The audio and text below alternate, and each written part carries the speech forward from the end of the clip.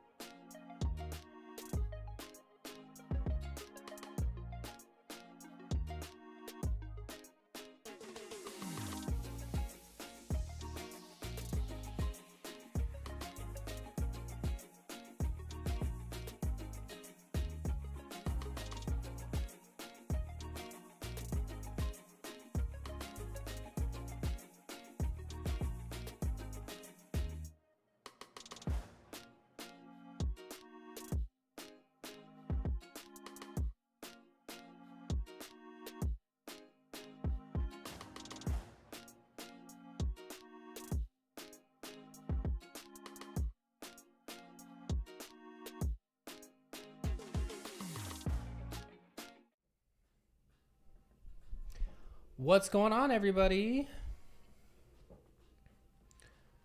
How's it going? I might need to reposition this. This is like right over my head. We're going to show fewer chats, but we're trying something new right now. Let me know how it looks. Let us know that you can hear us. Hello, party people. Howdy, party people.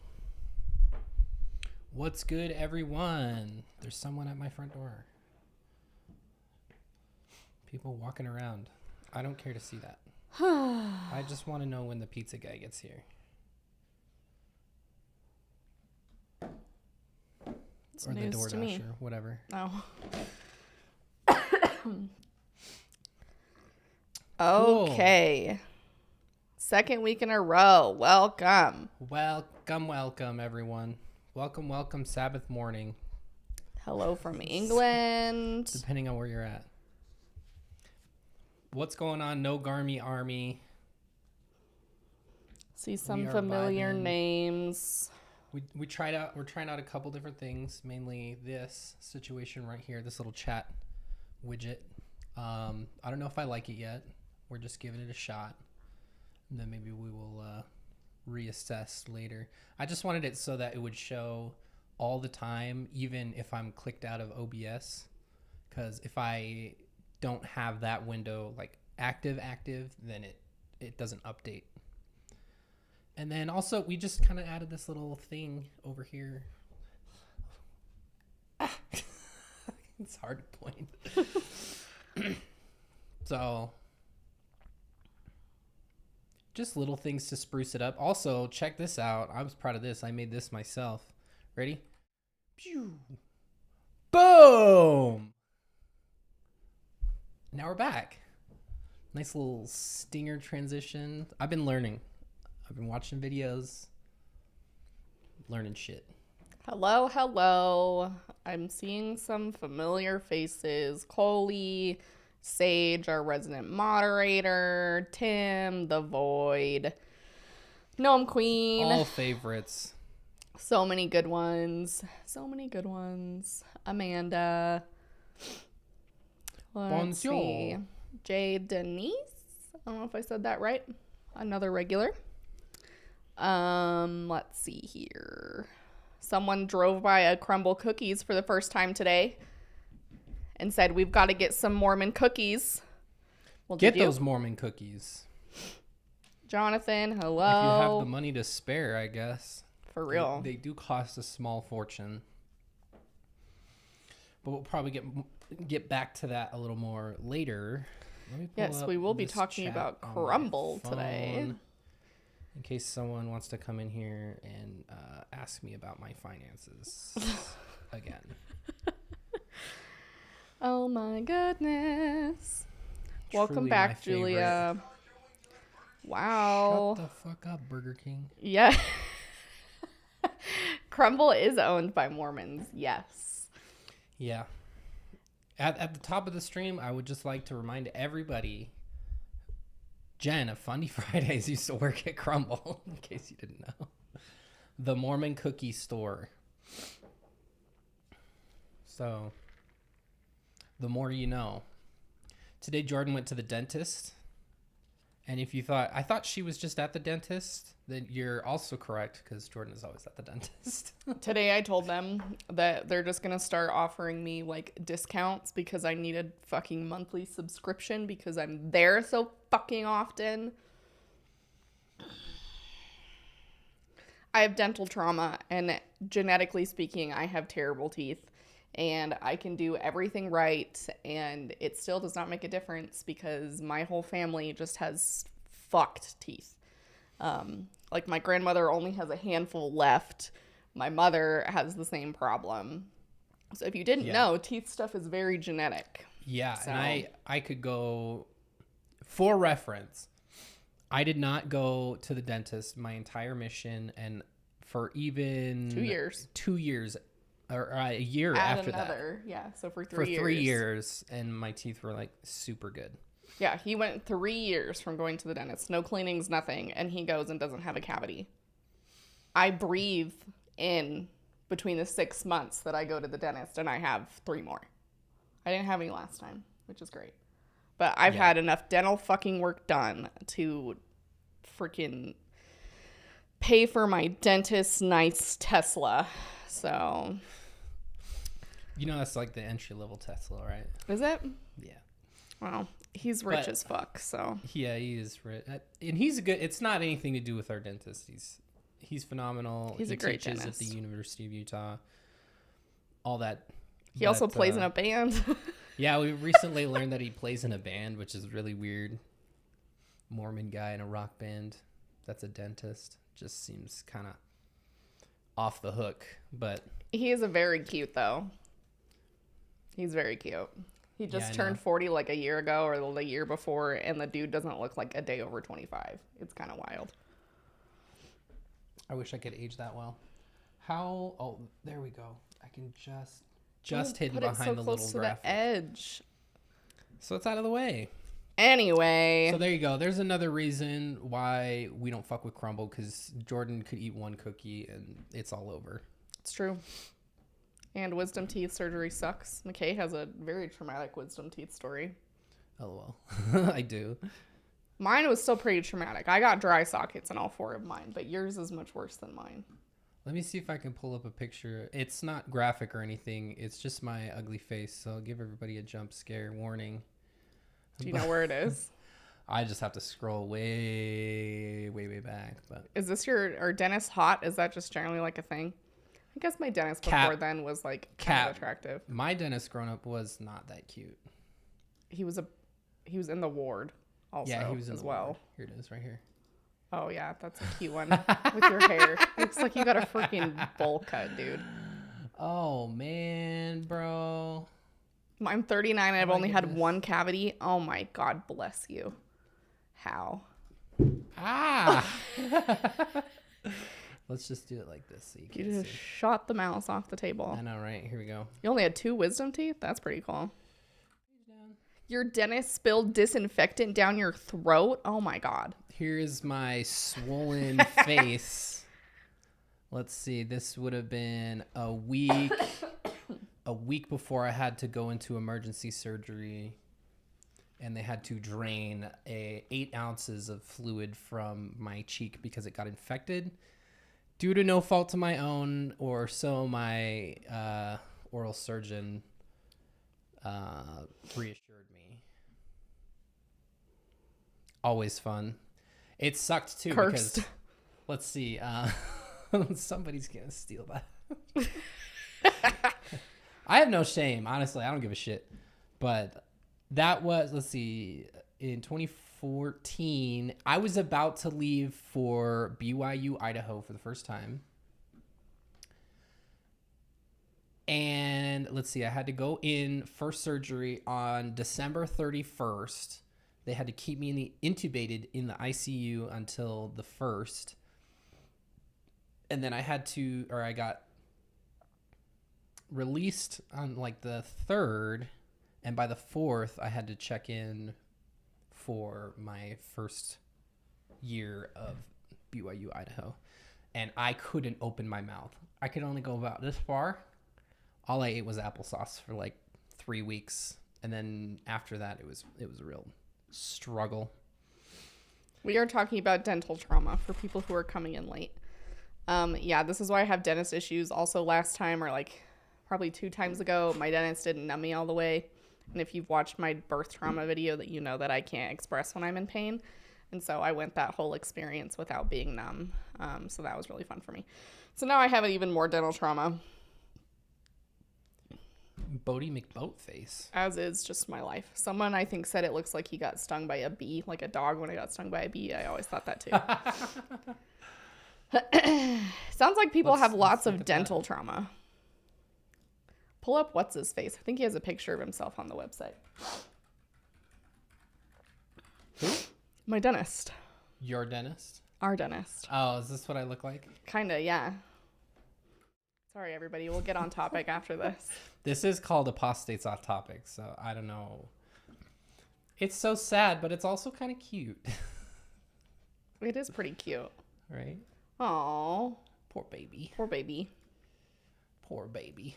Last time I wasn't numbed enough, I punched the dentist. Pull up his picture. Okay, let's... I don't think he'll ever... What the frick is his... Davis.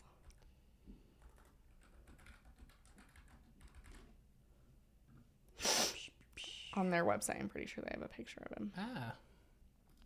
Oh, yeah, they definitely do. Okay, yeah. Look at this guy. Look at this man right now, you guys. Look at this guy. Let's bring him over here. Look at this guy. I mean, come on, you guys. This man is like 42. No, he's only 40. That was 40 a year ago. Are you sure? Yes. Okie dokie. Okay, everybody, you guys have to validate the fact that he's cute for me, okay? Yeah. Jordan's trying to convince me for a hall pass. His wife is very cute. Granted, honestly. Is his wife cute too? Yeah. I don't think I've ever seen his wife. Don't show nice, the kids. Nice tiny JPEG. Well, I'm not on okay right now. So. His wife is cute, but he is like, yeah, he is spicy. I always feel like I have to like fix my face to go to the dentist but then they just get in there and fuck it up. Sense. He's like the ultimate dentist though. Like he goes and does teaching, like McKay said at the U. Shut up. And so now I get the other dentist, and he's not as cute, but he also shares my name, which is just like double cute. Yeah, you know his age. I do. She probably has his birthday like logged away in her phone. Shut up. Okay. Anywho. Don't be ashamed. It's fine. I don't grind my teeth or anything. I don't do anything like that. My teeth are just fucked. I used to grind my teeth. I don't know what it is. I probably should have had a fucking mouth guard at some point or another. And it's just always been a problem for me, like even when I was a kid. So I've had plenty of work done. Oh, also, fun fact about being pregnant. For a lot of people, pregnancy fucks up your teeth. My only one friend that I had that was pregnant at the same time that I was had 12 cavities by the time she was done being pregnant. And it literally has nothing to do with anything other than just the conditions that happen while being pregnant. So whether it be like eating in the middle of the night, he doesn't look 25. Okay, maybe that was an exaggeration. But anyway, pregnancy can fuck up your teeth. So just be mindful of that. And you can't get a lot of dental work done while you're pregnant anyway. So it took me a long time to catch up. Anywho, Provo listener, you are in the belly of the beast. Bless you. Good luck. I'm always insecure about my teeth at the dentist. My dentist is like very, very kind about it. They're like very nice. Yeah, never had a cavity before I had kids, and the ongoing joke kind of with pregnancy is for every kid you have, you lose a tooth. which is just such a fucking crazy thing. That did not happen to me, but it gave me all kinds of other teeth problems. Issues. Anyway, okay. Let's get going. Let's see what here. we're talking about today. Let me just clean up this stuff real quick. Been cleaning up this stuff. Yeah, hit the like button to press F for the Provo listener and anybody that's in Utah County. Yeah. Sorry, guys. Press like to pay respects. Also, F's in the chat, you know. F. We'll hit the F in the chat over here. F.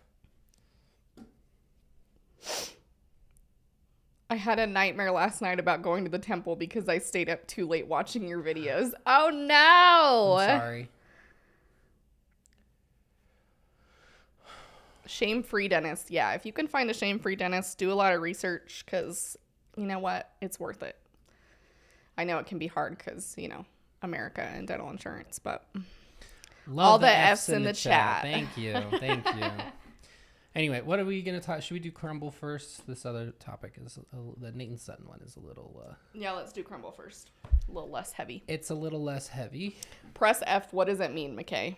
Okay, I don't know which Call of Duty game it was because I was on my mission when it came out.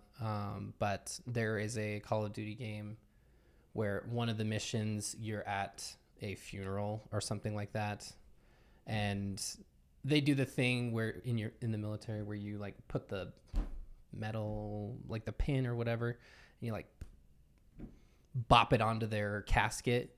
So you like walk up to it and it's an action. So you have to hold F to initiate the action. And it was just like the most memeable thing of all time. Like, so now there's this why didn't you just automate the action? So now there's like a press F in the chat to pay respects. Yeah. So I didn't know what it was F, either until McKay. So the meme is press F to pay respects. Yeah. Anyway, this is the right post, right? Correct. Okay. That is it in where, the Salt Lake yes, sub? That's where I found it. Oh, okay.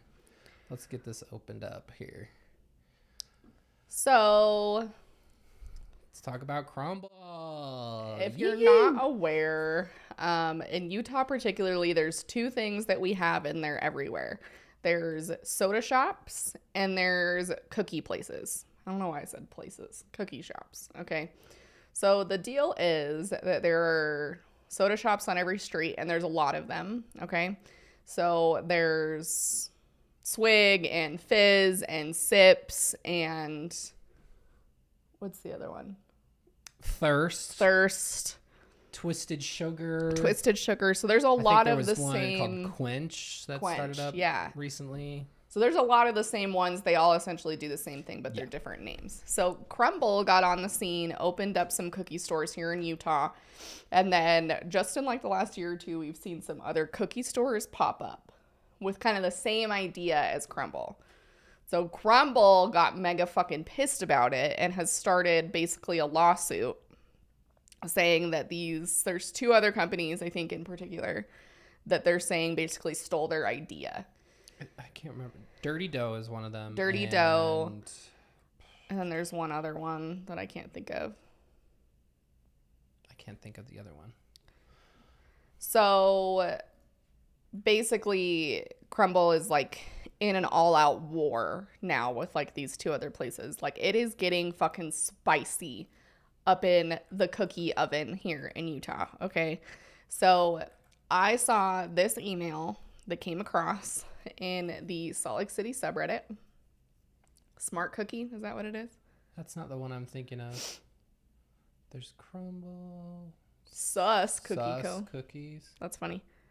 Dirty Dough. These are strip clubs. These are so fucking stupid. You want to hear a funny strip club story?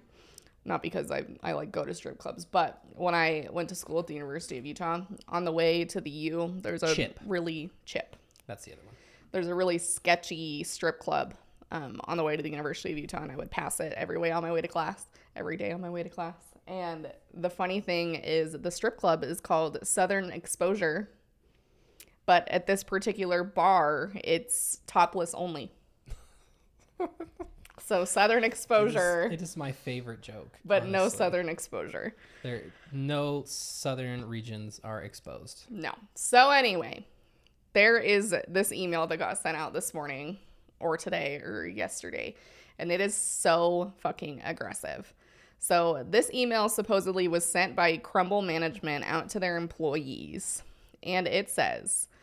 No, I think it was out to their entire... This says an email. Their entire email list? Like, oh, shit. Consumers. I thought this was just their employees. Also, yeah. Wow. That's why I'm guessing people were seeing it because... Wow, okay. From what I can tell... Okay. Nobody said anything about, hey, work for Crumble or anything like that, so... Crave. Oh, that's Crave the other one. There's so many. It's stupid. Anyway, let's look at... More like the Northern Lights. There aren't a lot of strip clubs in Utah, in my opinion. There is like a fancier-esque one downtown, but compared to like the ones where we lived in Colorado, like pales in comparison, according to my frat boyfriends.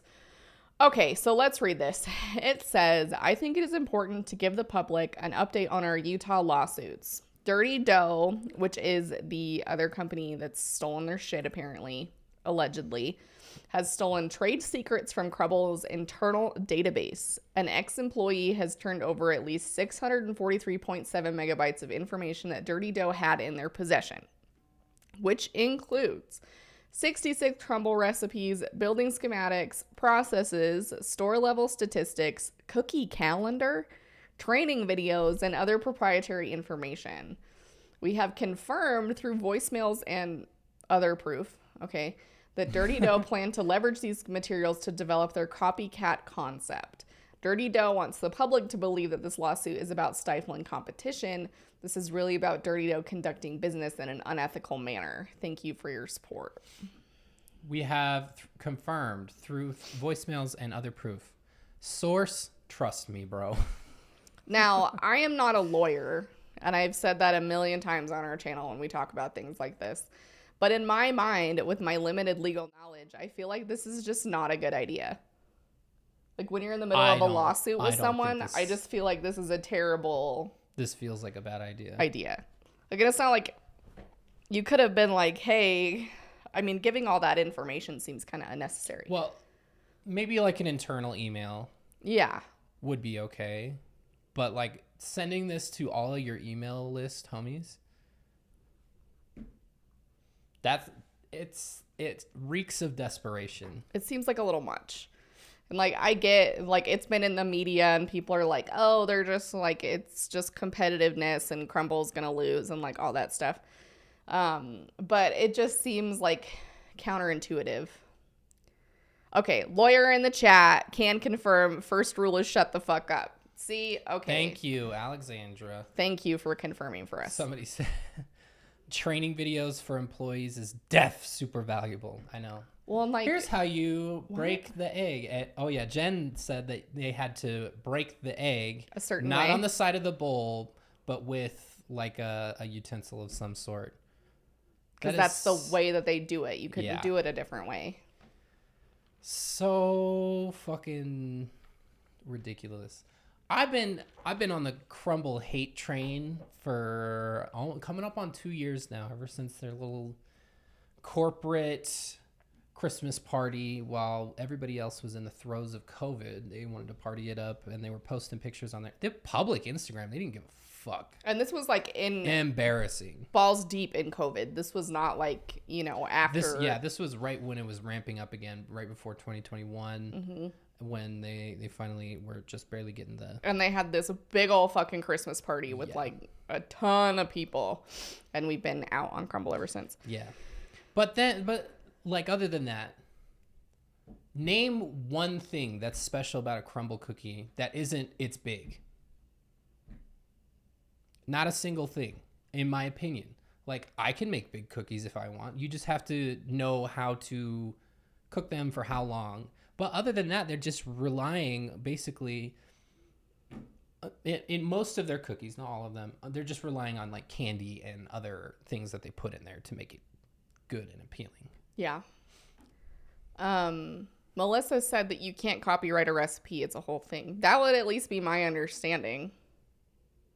That makes sense. I mean, like, there's so many different recipes out there. Like, you can't copyright it, but like, what the if way you... that they kind of like gatekeep recipes is they don't release them publicly. Yeah. So nobody knows the recipe. Because, like, you see it with people who have, like, food blogs where they do recipes and stuff. They won't put certain recipes out because they want to make a cookbook. Because once you put it out there, people can copy it or whatever.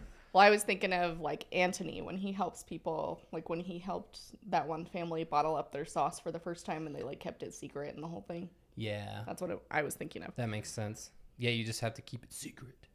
Keep it secret. Queer Eye, if anybody is following along. Definitely gives off MLM vibes. Crumble is owned by Mormons. I don't know about the other cookie shops if they are also owned by Mormons. It is Utah, so keep in mind over, what are we at? Like 70% of the state? 60% of the state is Mormon. I think it's 65 from what I was looking at for the video this week. So chances are pretty good. Also, yes, blogs with recipes have an explanation at the top. Some of them have buttons, though, I've noticed, where you can just hit skip and it'll skip you right down to the recipe. Fun fact. But not all of them. Yeah. I was on that hate train for a long time until I started learning about SEO and stuff like that. That makes sense. They don't do it because they think you give a shit. They do it so that their recipe comes up higher in search results when you're looking for something that could be anywhere close. So if you have more searchable terms on your page, then it's easier to get people to that page. So that's why they have that button at the top, so you can just skip down because they know nobody gives a fuck. Shit, my computer's I don't have the. I'm gonna have to go get it. Thank you. All right, hold down the fort. Talk about cookies. Oh, there is Crumble in Boise. Okay, Boise. Boise. I always say it wrong. You know. We did consider moving there for a hot minute. Yeah, I can't even eat the cookies. Like, if you don't know, like, if you've never seen, I'll have McKay, when McKay comes back, I'll have him pull up if you've never been to Crumble and never seen them. Like, they're literally, like, this big. Like, they are, like, massive, and I can only eat, like, I would cut them into fours, and I would eat, like, one corner of it, because it's just so fucking sweet that I, like, couldn't eat the whole thing. But the whole, like, point of it is that they're... like, different and unique flavors than you would regularly see. Like, there's a key lime one, and it has a bunch of, like, cream cheese frosting on it, and then it has, like, a little lime, and it's just, like, more elaborate is the whole point. Will you pull up a picture of what they look like? Crumble cookies. Because they're pretty big, and I don't think people realize how big they are. I know. It's like, I'll just hold up what they're about that big, but... That gives, like, no size reference. Well, that's what I did, too. I'm like, it'll just be easier if you guys can see it. Let's see. Go to their website. Whoa. Wow, this website is Look at actually this. Fucking good. This is, like, cookie porn over here. Wow, you guys, look at this shit. This is a fabulous website. Wow. Damn. See, these... and. Even here, one of they their look big kind of things small. is they have rotating flavors. So they put a menu out, and then each week, I think they, like, for their social media, each week they put out, like, a little preview of the... Look at this shit. It is just... Let's see here. Go to Google Images. Because then you kind of have a reference point. Hold on, let me... I don't know if it's going to show our location. Just went to my university's involvement fair, and guess who was there? Our favorite people, the Mormons. Aw, snap. The Mormons. Aw, snap. I'm afraid it was the Mormons. Okay, yeah. So, like, do the one with the guy in it, because that gives, like, a good perspective. There you go. Like, look, even with this guy in it, I'm assuming this is the owner. Yeah. This box, I think, is about the size of a Krispy Kreme dozen donuts. So they're literally as big as donuts. Bigger, because you can only fit... Oh, never mind. That's 12. Never mind. Yeah. Yeah, as big as donuts, if not a little bigger, because I think you get more room between Krispy Kremes. So there you go. So there's some unique options for you there.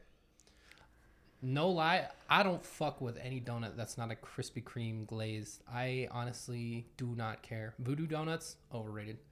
I like I'm about voodoo to donuts. piss a lot of people off. I think it's overrated. I don't really care about them. It's like a Colorado rite of passage to go to Voodoo Donuts, Yeah. like after, like late at night. Like we would always go at midnight because it was like the thing to do. Yeah, we would go after shows sometimes. Colorado peeps will The know. Bluebird right up the street. Well, it was a Pacific Northwest thing. It was. That's true. That's true. It was very much like a teenage thing in Colorado when you were like cool and you'd go to school and be like, I went to Voodoo last night at midnight. It's also in a sketchy place of Denver, which is like not the safest place to be. Anyway, it's on the better side of Colfax at least. It's still Colfax. I mean, it's on the run of you are filthy bourgeois scum, Jordan. It's a nice area. Sorry. It's on the stretch of Colfax where all the concert venues are. Krispy Kreme. 2012. That's some deep. You can get married lore. at Voodoo in Portland. Nuh-uh. Oh, that's funny. That's pretty cool. You can probably the do vibe that in at Denver. Voodoo is definitely cool. I like the vibe. It's I cool. just don't really think the donuts are worth it. Okay, what's our next topic? Let's see. Now that we've made everybody hungry. Yeah, go get yourself some donuts, some Krispy Kremes. That will definitely cheer you up Krispy for some Kreme of these gave. topics, because holy shit. It's by the lesbian bar in Colfax. There's a lesbian bar on Colfax. I did not know that. Oh my gosh. Got a Denverite in here. Krispy Kreme gave nurses free dozens of donuts during the beginning of COVID. I will always be loyal. I love that. That's so nice. See, I think voodoo is good. McKay's like, it's overrated. I am a thief of joy. You are I'm willing to you want admit to it. talk about bourgeois sassy freaking pants. Yeah, you know what the working man's donut is? Well, probably not anymore. Honestly, Krispy Kreme's getting kind of expensive. It is good. Krispy Kreme. Brooklyn and Bailey launched skincare. Wow. In addition to their mascara. Who was it that was selling extensions? Oh, is that Amber Fillerup? Amber Fillerup is, Jordan called it, Amber Fillerup is definitely on the outs of.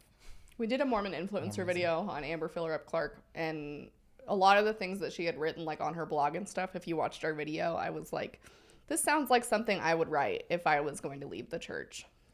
And then somebody messaged me a few months ago saying that she had left, and I've seen kind of some of her stuff now in passing that people have sent to me where I think she either like made an Instagram about it or did a video or something and confirmed it. So there you go. I don't know anything about how good her extensions are. I highly recommend going to a professional if you're going to go down that route.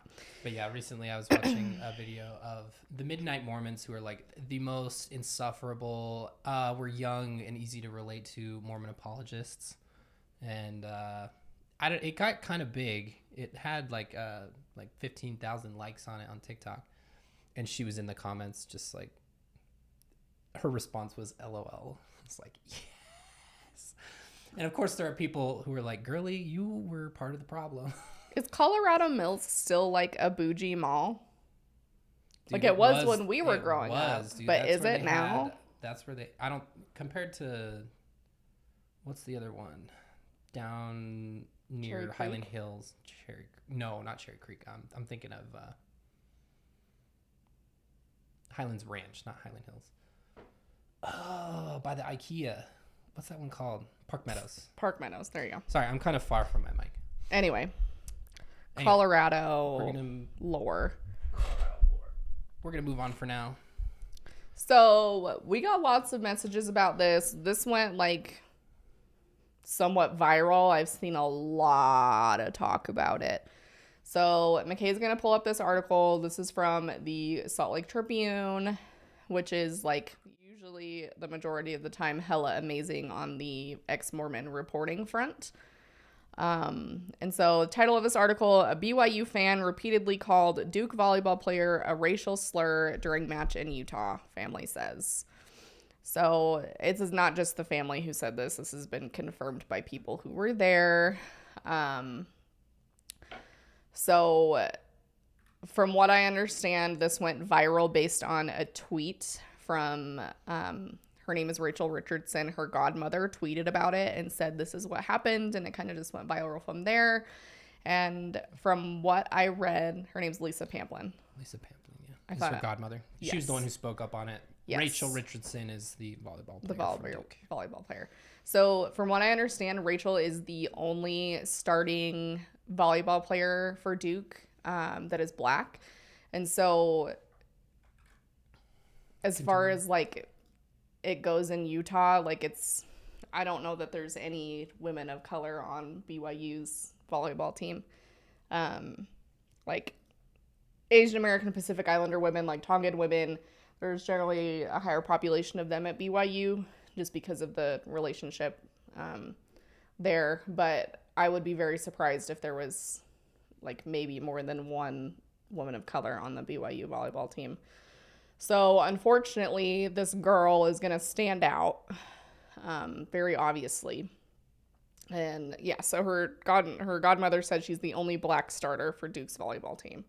So every time she went to serve during the game, her godmother said she was called the N-word. Somebody said hard R every time she served. And then after that, she was threatened by a white male that told her to watch her back when she was walking to the team bus. And so their response to this and like awesome Utah and well, just like America in general fashion is they put a police officer by their bench. Because, you know, that's the solution to that problem. So Rachel's father said that BYU did not kick the fan out of the event. And they allowed the behavior to continue throughout the match. And then when Duke players complained to the refs, a police officer was then placed on the bench. So both coaching staff were made aware of the situation, but the match was not stopped. And the fan was not removed. So I'm a little confused. I'm a little confused, but I even hate saying this, but I'm not surprised. Like, this is, when I heard about this, everybody was messaging me this, like, oh my God. And I'm like, this is like normal BYU behavior.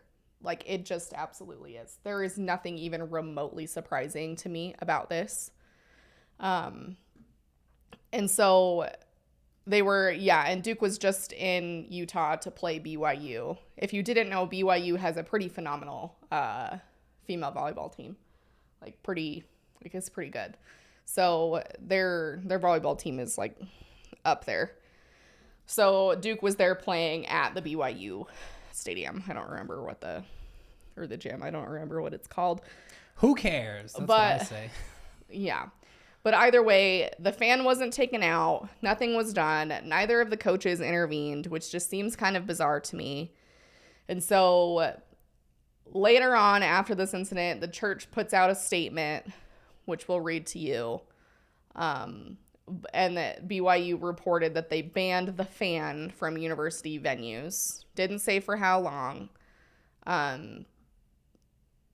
BYU is saying that they weren't a student, which I believe is a major crock of shit, because the whole thing is they were sitting in the student section, but BYU is saying they're not a student, but they were sitting in the student section. So once again, deflect, deny, none of it.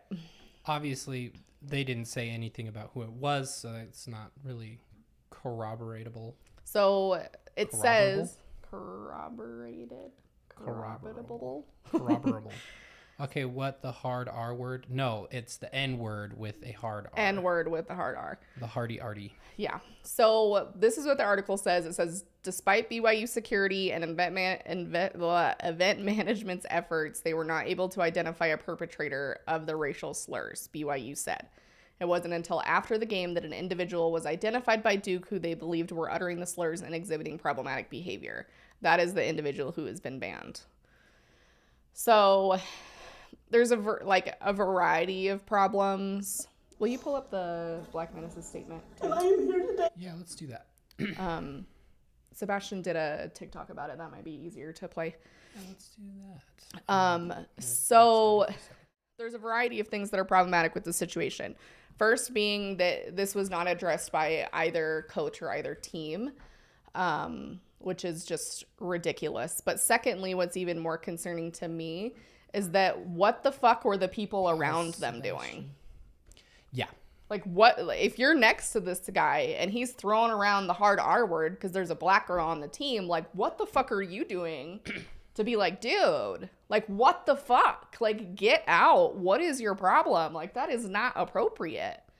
Like, I don't understand because, and here's my frame of reference is at the University of Utah. The University of Utah were the Utes, which is also a Native American tribe here in Utah.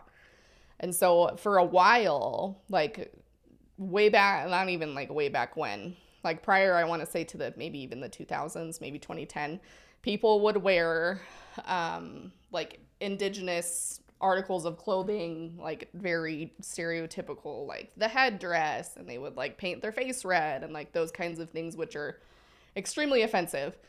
And so they were doing that, and eventually people kind of put two and two together that was like harmful behavior. And I don't know if it was an indigenous person that reached out to the team and was like, what the fuck, this is not appropriate, stop. But the University of Utah put out a really, really hard rule where you cannot wear anything like that to the games, period.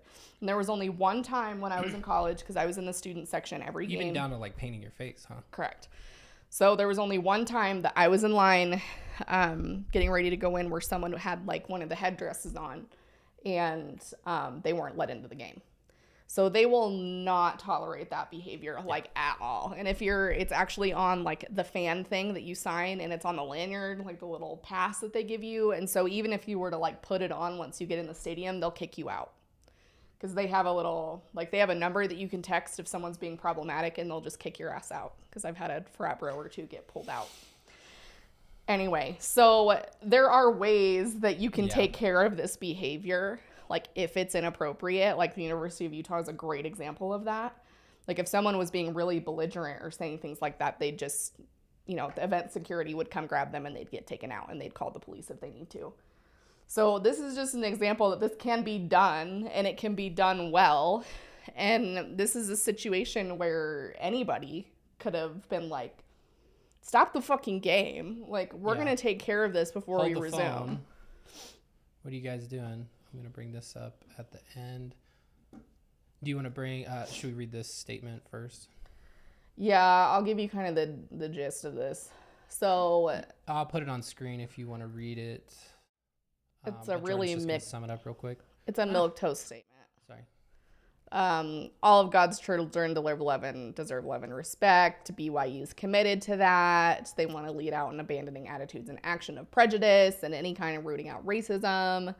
When a student or a fan comes to a BYU sporting event, we expect that they'll be treated with love and respect and feel safe. It's for this reason BYU has banned a fan who was identified by Duke during last night's game. Although this fan was sitting in the student section, this person is not a BYU student. We're extremely disheartened at the actions of a small number of fans in last night's volleyball match. And Duke is not strong enough. Disheartened is not a strong enough word, it looks like. We will not tolerate behavior of this kind. Specifically, the use of a racial slur at any of our athletic events is absolutely unacceptable, and BYU Athletics has a zero-tolerance approach to this behavior. We apologize to Duke, and especially its student athletes competing last night, for what they experienced. We want BYU athletic events to provide a safe environment for all, and there is no place for behavior like this in our venues. But here's the problem. Is your mic okay? I'm looking at that. I don't know. It's bouncing down there. I can't see my little thing. It might be because you're a little behind it. Yeah, I'm kind of... Let me move this. The problem is, like, it's garbage. Because of everything that the church stands for, what it does, its history, its continuous non-commitment to making any changes in this arena whatsoever. Racism in general is perpetuated like nobody's fucking business at BYU and just in Mormonism in general. So, like, to me, this is just a bunch of bullshit. Like, we're sorry they said it. Oh, well.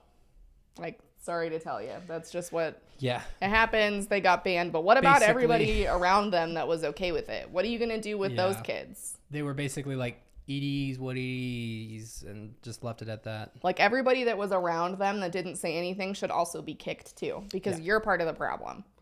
Yeah, the problem with a lot of like Mormonism is it's like it's not a problem until it's about me or something like that.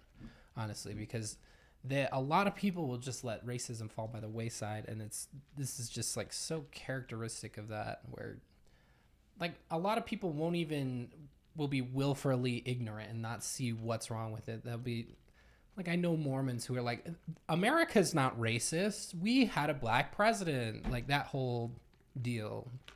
Like it just doesn't hold any water, and it's obnoxious.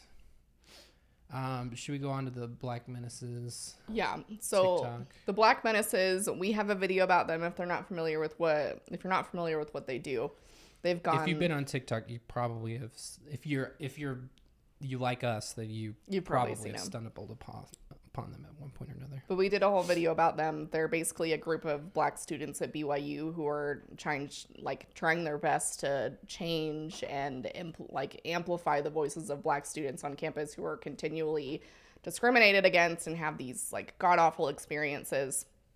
And so they kind of have highlighted that and are now doing things to attempt to improve these things, and they've expanded their whole concept of the Black Menaces to other campuses. They've started other chapters. They've got a scholarship.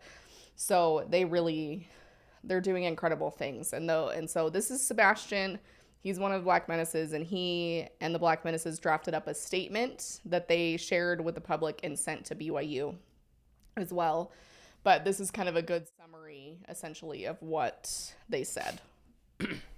Am I really that quiet? I can't figure out what's going on. I just turn it on. I never touch anything. So let me know.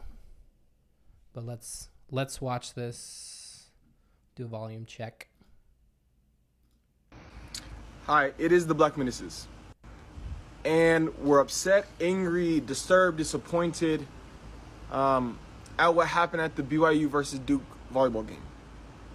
If you don't know what happened, here's what happened. This is Rachel Richardson. She is the only black starter for Duke's volleyball team.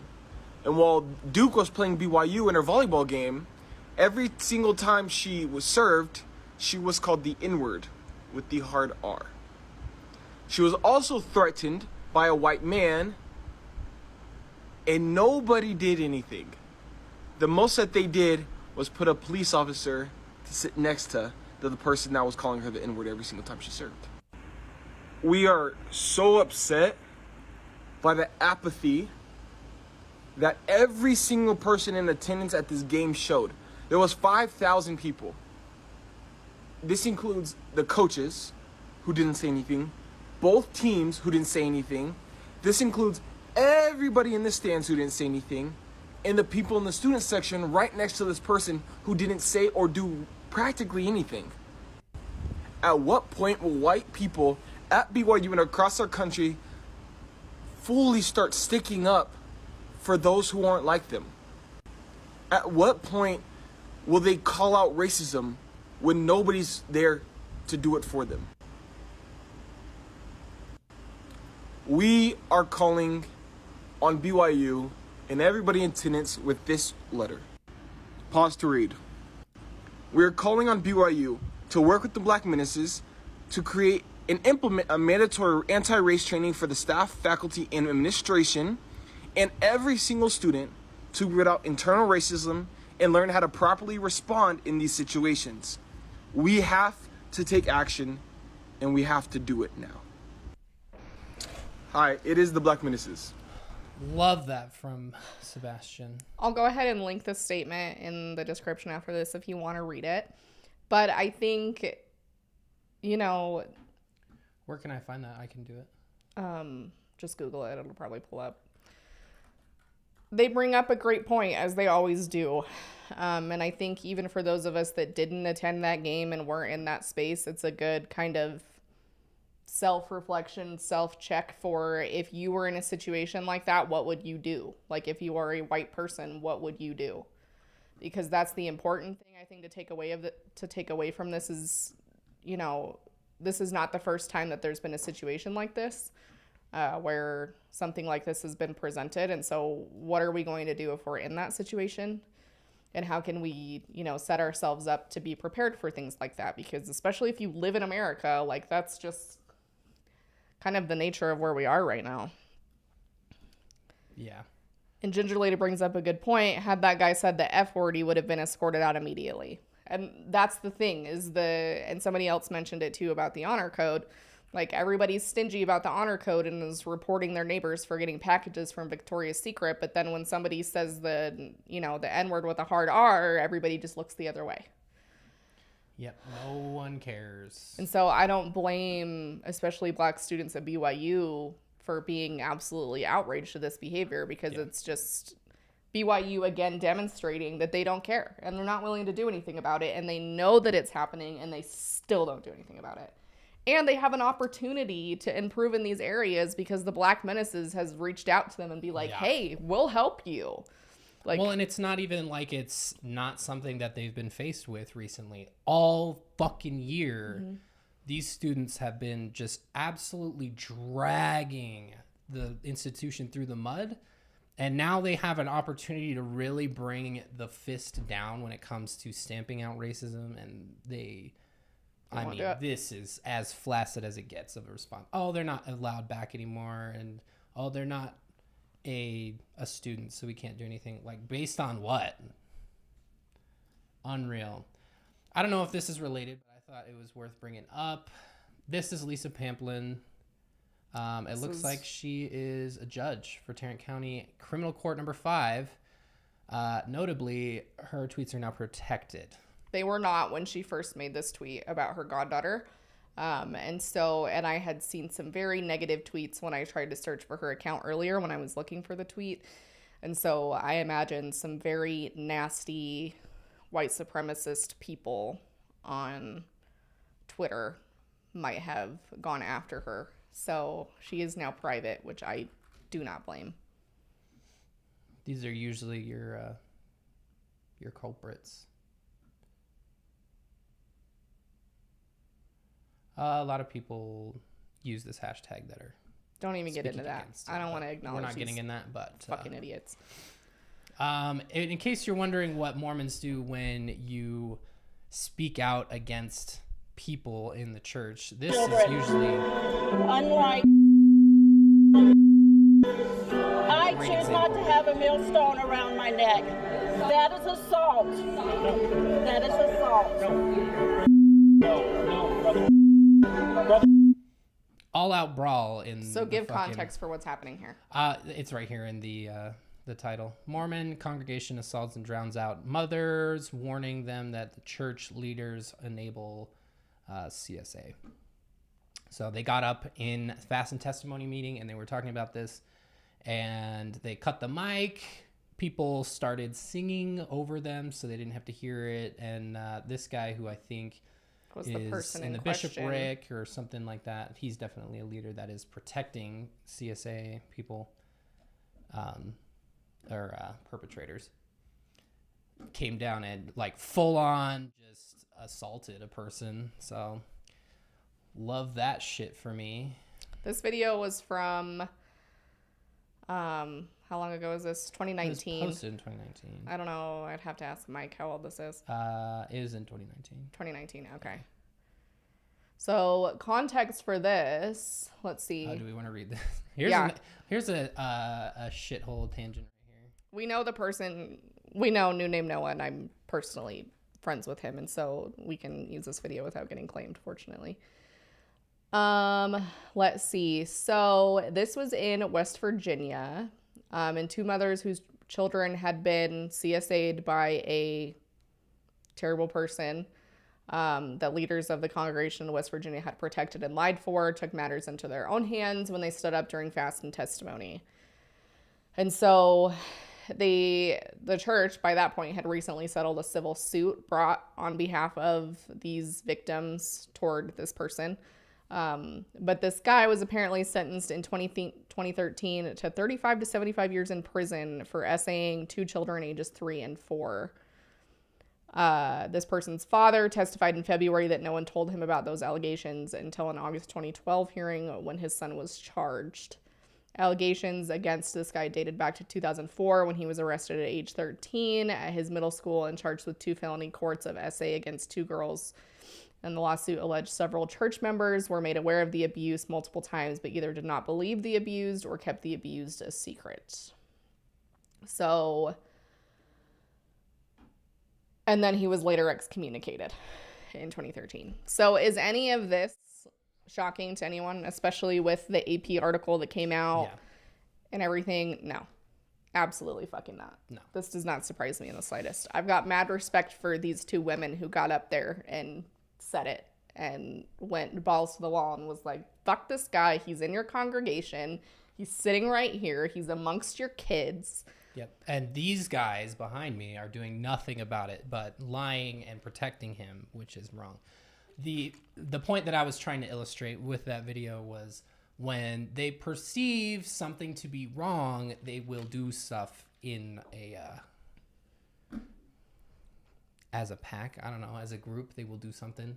They thought that was wrong, that people were criticizing their leaders, even though it was accurate. The dude was sentenced to like a fucking amazing amount of time. Congrats to the judge on that one. Still. And but I mean, they'll do something if there was tons of, it was not like an empty game. It was a lot of people and there was every opportunity to do something and they did nothing. So yeah, I mean, they have options for doing things. It's 2021. Like, the church can't play. I mean, they'll continue to play stupid, but there's no excuse for it anymore. Like, they're just being willfully ignorant and willfully harmful. They just don't care. So, I had heard that maybe Rachel was thinking of speaking to a news outlet or already had. But it's unfortunate and heartbreaking and annoying and maddening. Yeah. And as a Black student, I can't imagine how I would feel having constantly this shit happening and the school refusing to do anything about it. And many of these students people are always like, well, why don't they just leave? And they're like, they might be close to the end. They might be close to finishing their degree. They might not be able to afford school anywhere else because BYU is subsidized, if you remember. Yep. So, like, some of them are just in that position. And so instead of having them leave the situation, and if they can, maybe they will, but it's their choice, and we should fix the environment, not remove the students who are trying to make the change. Just my thoughts. I hate that sentiment too. But just die. Hello?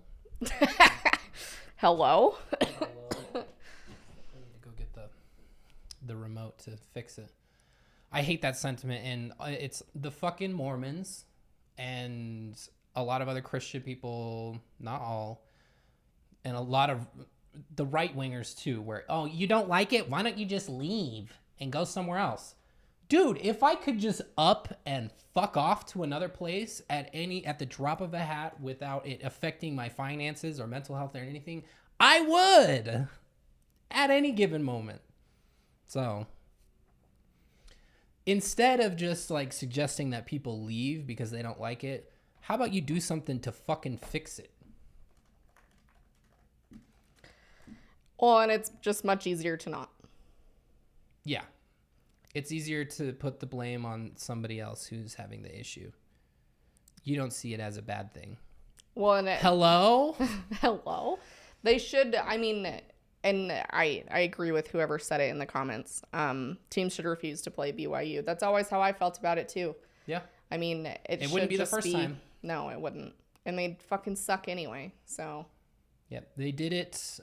Teams refused to play BYU back in the 70s because of essentially the same issue where black men were not allowed to hold the priesthood, and black people as a whole were not allowed to enter the temples. So people stopped playing BYU because they saw that was wrong. I mean, this is post-Civil Rights Act. Things were on the up. People Obviously are putting not F's great, in the chat for yeah, that. I know. I know where the remote is. I love you guys. You guys are so funny. I'm leaving again. Miss me while I'm gone.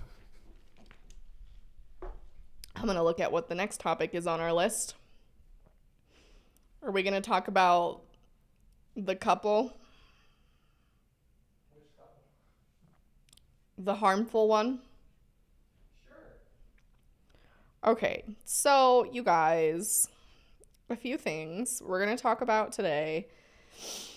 In addition to what we've already covered, we're going to talk about Nate and Sutton, because they've said some problematic things, which is a surprise to no one.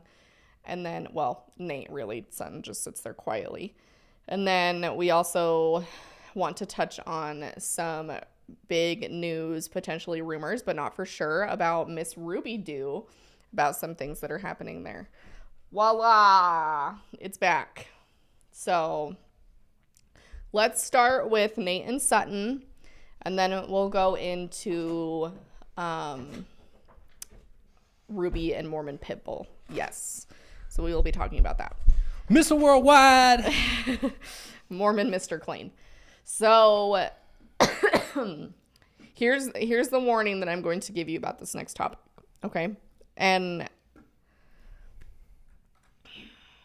I try to avoid these topics generally because it causes contention. But I mean, up to this point, I'm pretty sure a lot of people would probably know what our stance is on this. But here's what I'll say. We're going to watch this video from Nate and Sutton. If any form of child abuse is triggering to you, then don't watch the rest. Like, don't watch this video. Give it about 20 minutes. And come back. And so if that's triggering to you at all, don't watch this. But we will watch this and then discuss. So let's go.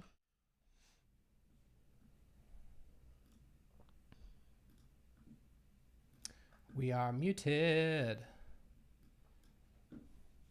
Take a step back. Let's get real. I take them to the car. I give them a whooping. I then buckle them in their car seat. And then I close the door, make sure it's not too hot, for a certain amount of minutes. And by the time, and then we go back, and then I say, are you done doing what you're doing? And then once they're done, then we go back inside. And I've only had to do that, I'd say, less than 5 times. Halston was being a pain in the butt at restaurants for a while until we had to draw the line. I think you did it realistically probably 2 times, and now you just say, do you want to go sit in the car? And he's like, no. But that's what I'm saying. My belief, and you can have your belief, but my belief is that we as parents in today's age are a little too gentle with our kids. And if that's working for you, then great. But I know with our kids, maybe it's because they're boys, I don't know, I have to bring the hammer down sometimes. So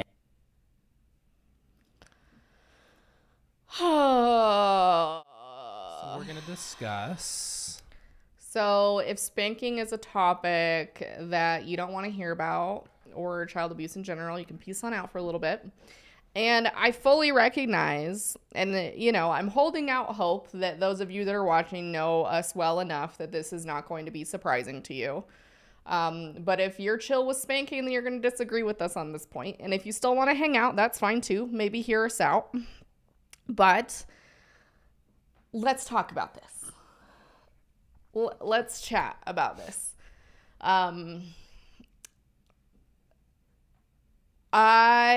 I want to say this? So I'll let you go first.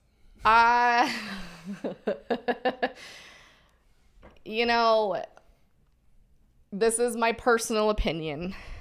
But in my experience, as a teacher who's worked with elementary aged kids, and then currently as a therapist intern who works with parents and their kids, it just, we start to notice a pattern with things. And for the majority of us, what we want our kids to do is we want them to listen. We want them to comply. We don't want them to lash out or misbehave or, do any of those things. Okay. So I hear that. And I hear, this is what I tell my clients as well, is that for a lot of us, we didn't get a healthy relationships 101 class. We didn't get that. A lot of us didn't get a healthy parenting 101 manual or handbook. I mean, you can read up on those things, and if you do, that's great, but we don't get that. And so a lot of us, our frame of reference is how we were taught, how our parents disciplined us, how our parents treated us. A lot of us, that's the framework that we work from, okay?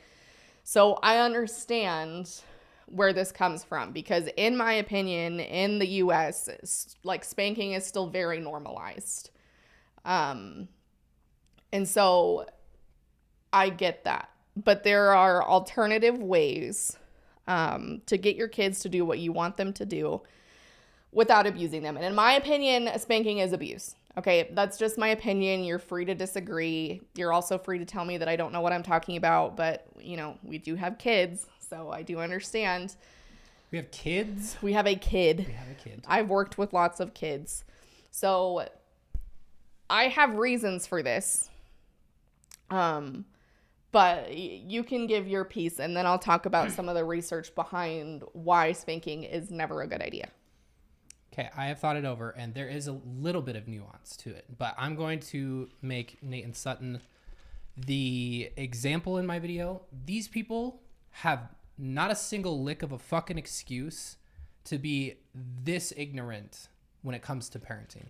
They're adults. They had kids when they are adults. And there's no reason as an adult that you should not have the resources to access knowledge that says that it's abuse, it's not okay, it's ineffective, and it's going to cause problems much further down the line. Like, it may seem to work in the moment, but a show of force always works in the moment, especially with the huge power imbalance when it comes to a small child and a guy that's as big as Nate is. So I understand they can be terrible. Our kid right now in the morning, he's a toddler. It's rough out here. He's throwing fits. It's hard. He can't really communicate still. He can say words, but he doesn't. And it's difficult. But it's your fucking job to be the one who's emotionally developed and knows that it's far more frustrating for them right now because they can't control their emotions. They're developing all of this shit. So there's that. Also, the thing that really floored me was the restaurant. Oh, this kid is being really tough at restaurants. Don't go out to eat. That fucking simple. You can solve that real quick. Oh, well, we're not going to go out to eat because you don't know how to behave at the restaurant. We can go and take it out and eat it at home, but we're not going to eat it at the restaurant. It's really, really fucking simple. You can just rub the two brain cells together and you can come up with a solution if you just sit there and think about it and have like a little bit of patience. So if you're an adult like Nate and Sutton, you cannot fall back on this is how we did it when I grew up. It doesn't hold any fucking water. If you are a person who got pregnant really young and things like that, I will allow for some space because young people who have small children, like minors who have small children, that's just a whole world of difficulty. You're not only developing yourself, but now you're in charge of a child that's also developing. So, but yeah, Nate and Sutton have no fucking excuse. No leg to stand on. And this isn't even their first kid. Yeah, they can afford to go to a doctor and their doctor can tell them things like that. And there's people out there who have far fewer resources that might never have come into contact with knowledge like that. So, coming from my framework, as I have a bachelor's in special education in teaching. I was a licensed teacher for a few years. Samantha in the chat brought up a really good point. I teach first grade and I can tell which kids are spanked. They are always the first ones to lash out, hitting, biting, kicking, instead of thinking through behaviors. So let's kind of walk through a little bit of why spanking is not the solution. So I have gone and done the work of including for all of you at least 6 articles, some of them peer-reviewed, about the effects of spanking on kids. So spanking might seem like a short-term solution, okay? Because if you hit a kid or abuse a kid, generally that puts a kid in enough of a space that they're going to be submissive.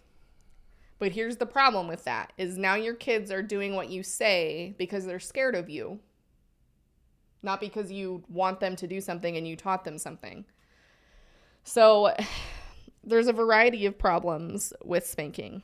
The wording that Nate used, like give him a whooping, is also very concerning to me because I don't know what that means. Yeah, what does that mean?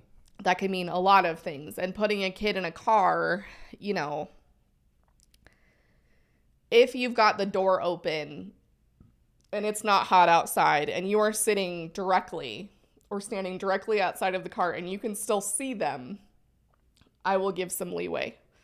But if you put that kid in the car and walk away, if it's hot and you put the kid in that car, like there are a variety of ways that this car situation can go wrong. Now, I understand putting a kid somewhere where they can't hurt themselves, that they can just have their space. But even with our kid, like if he's going to run outside around screaming and crying and lay on the sidewalk, then that's what he does. Yep. Like we're not going to get in the way of it as long as he's not putting himself in danger. Obviously, we would physically intervene. But he's going to work out his stuff, and we're going to sit right there and be there for him so he knows that we don't leave him when he's having a meltdown or having a hard time. But you let it play out. And then after the fact is the time where you teach skills, because parents who spank their kids or abuse their kids end up in a position typically where they never teach their kids the school. They never teach their kids the skill. So, and in the moment when the kid is melting down is not the time to teach the skill, because they're not going to listen to a damn thing you say. It's after the fact. It's after everybody's cooled down, calmed down, parents included. Then you can have a conversation, reflect. What went wrong? What happened? What emotions were you feeling? What triggered this? How could I have helped you in the moment? What can we do next time? Teaching your kids those things is the only way to manage those situations, because kids are not emotionally regulated unless you teach them the skills of emotional regulation and mindfulness and how to coping skills. Like all of those things need to be in place, or your kids are just going to have meltdowns like that. And they're going to have meltdowns like that. That's the whole gist of it. They're kids. You can't control them. But the whole point is we have to give them the skills that when they are having those meltdowns, that they can try it. It's not going to work every time. You don't teach them self-regulation skills and then they're suddenly amazing at tantrums. That's not how it works. That's not how parenting works. But this idea that if you're not spanking your kids, that you're being gentle and you're being too gentle on your kids is just absolute fucking bullshit. I'm absolute bullshit. I'm gentle. I'm not a fucking marshmallow. No. I don't just let him run around and do whatever he wants. When he starts having a fit, throwing a fit in the store, I'm going to help him out. I'm not going to just go off on him, which the store is a really difficult place to have these kinds of moments because you're getting judged by everybody. And I understand that can be difficult, but imagine how much more embarrassing it is if you lose your temper and do something to your kid at the store. Like, I feel like that's astronomically worse, and I don't know why that seems to be the better option than, you know, taking a moment, going outside if you need to, moving on to something. I have my son, I have him help me shop. He stands in the cart, and then I'm like, what looks good to eat? And it usually will snap him right out of that. It almost screams that when you do things like that, you don't know your kids. To me. Because I know his go-to when he's throwing a tantrum is to lay down on the floor. So I just let him lay down on the floor. He's not hurting anyone. He's not going to trip and fall like he always does. He's not going to be violent or anything. He's just having a moment. So it's like... We're talking about Nate and Sutton spanking their kids, if you're coming in here late. So it's like really disappointing. And then, like, when your kid is really little, like younger than 6 months, if your kid can walk and you hit them and then restrain them in a car, that and I don't know which kid they're talking about. They have 3 kids of varying ages, and I know they just had a baby, like, I think within the last year. So I don't know which kid in particular they're talking about, but any of these kids is, like, not appropriate. So, and in my opinion, spanking and abusing your kids is lazy parenting. It's lazy parenting. It is much easier when you're frustrated with a kid and they're not doing what you say and you're like, oh my God, I'm so fucking over this. It's much easier to hit them in that moment to get them to stop doing whatever they're doing than it is to actually set yourself, like, take a moment, take deep breaths, step out for a second where they're still in your line of sight. You can take some deep breaths, tap out with a partner, have your partner come in. Yeah. Like, it's much harder to not do that because when you're in the moment and you're so frustrated, it's like, oh my fucking God. Like, sometimes this would just be the easier way out. And I think that's why people did it. But they don't realize that it doesn't do what it wants them to do. Like, we want to reinforce the positive behavior. We don't want to just do something like that because not only is it harmful for them, it's not teaching them the skills to be able to manage those emotions as they get older. So. Yeah. Well, and I just want to put it out there. Like, shutting them in the car, not necessarily a bad thing. If you have to take a second to cool off and you don't have anybody to pass them off to that you can trust, like, I would just put our son in the car. I wouldn't buckle him up. I would just let him, I would just set him in the driver's seat and shut the door and just stand there for a second, because then at least sound is dampened a little bit and everything like that. But restraining them in the car, I feel like it's just a bad move, especially after you hit them. I guess if they're being like, if you feel like they're going to be a danger to themselves and try to hurt themselves in the car, I guess I could see restraining them. But I personally, I don't know. There's obviously how much of a danger to themselves could they be after you were already a danger to them? That's the thing. So riddle me that. It's not appropriate. And obviously there's nuance and we don't know the context of the whole situation, right? And this is just our opinion and they're going to disagree with it and that's fine. But here's the thing that stands out to me the most. I've linked all these articles in the description of the video if you are so inclined. But here's the 2 big takeaways from this that I want to talk about. So one was a study from 2016 and one was a study from 2009. Because I wanted to talk about, like, not only the physical effects, but, like, the long-lasting outcomes that impact not just the child, but the brain. So number 1 is, on top of leading to more aggressive behavior in children, spanking is also associated with more mental health problems, lower self-esteem, cognitive difficulties, and more negative relationships between children and their parents. So already right off the bat, we always see, like, especially as a teacher, we always see kids that get spanked are more aggressive, just like that other first grade teacher in here said. Kids that get hit, that's their first line of defense in coping with their emotions is hitting others. So you're going to see an increase in aggressive behavior. So now we've got more mental health problems. Do you want that for your kids? Do you want that? Kids these days, oh my God, our teenagers, kids these days are already struggling so bad with mental health as it is. Like, let's not make it worse as a parent. Lower self-esteem, already tremendously difficult to cope with no matter what age the kid is. Cognitive difficulties, like, we're talking cognitive, like, brain. I mean, this can, we can have attention issues. We can have focus issues. So all of these things are going to impact the kid on levels that you're not even going to be able to see. So this whole argument of, I got spanked and I just turned out fine, doesn't hold water with me. Also, you're not the only person that exists on the planet. I'm sorry to tell you. There's plenty of kids who got spanked and have shitty relationships with their parents. There's plenty of kids who got spanked and went to therapy later and realized it's abuse and are now working through that. Yeah. So, like, think more broadly.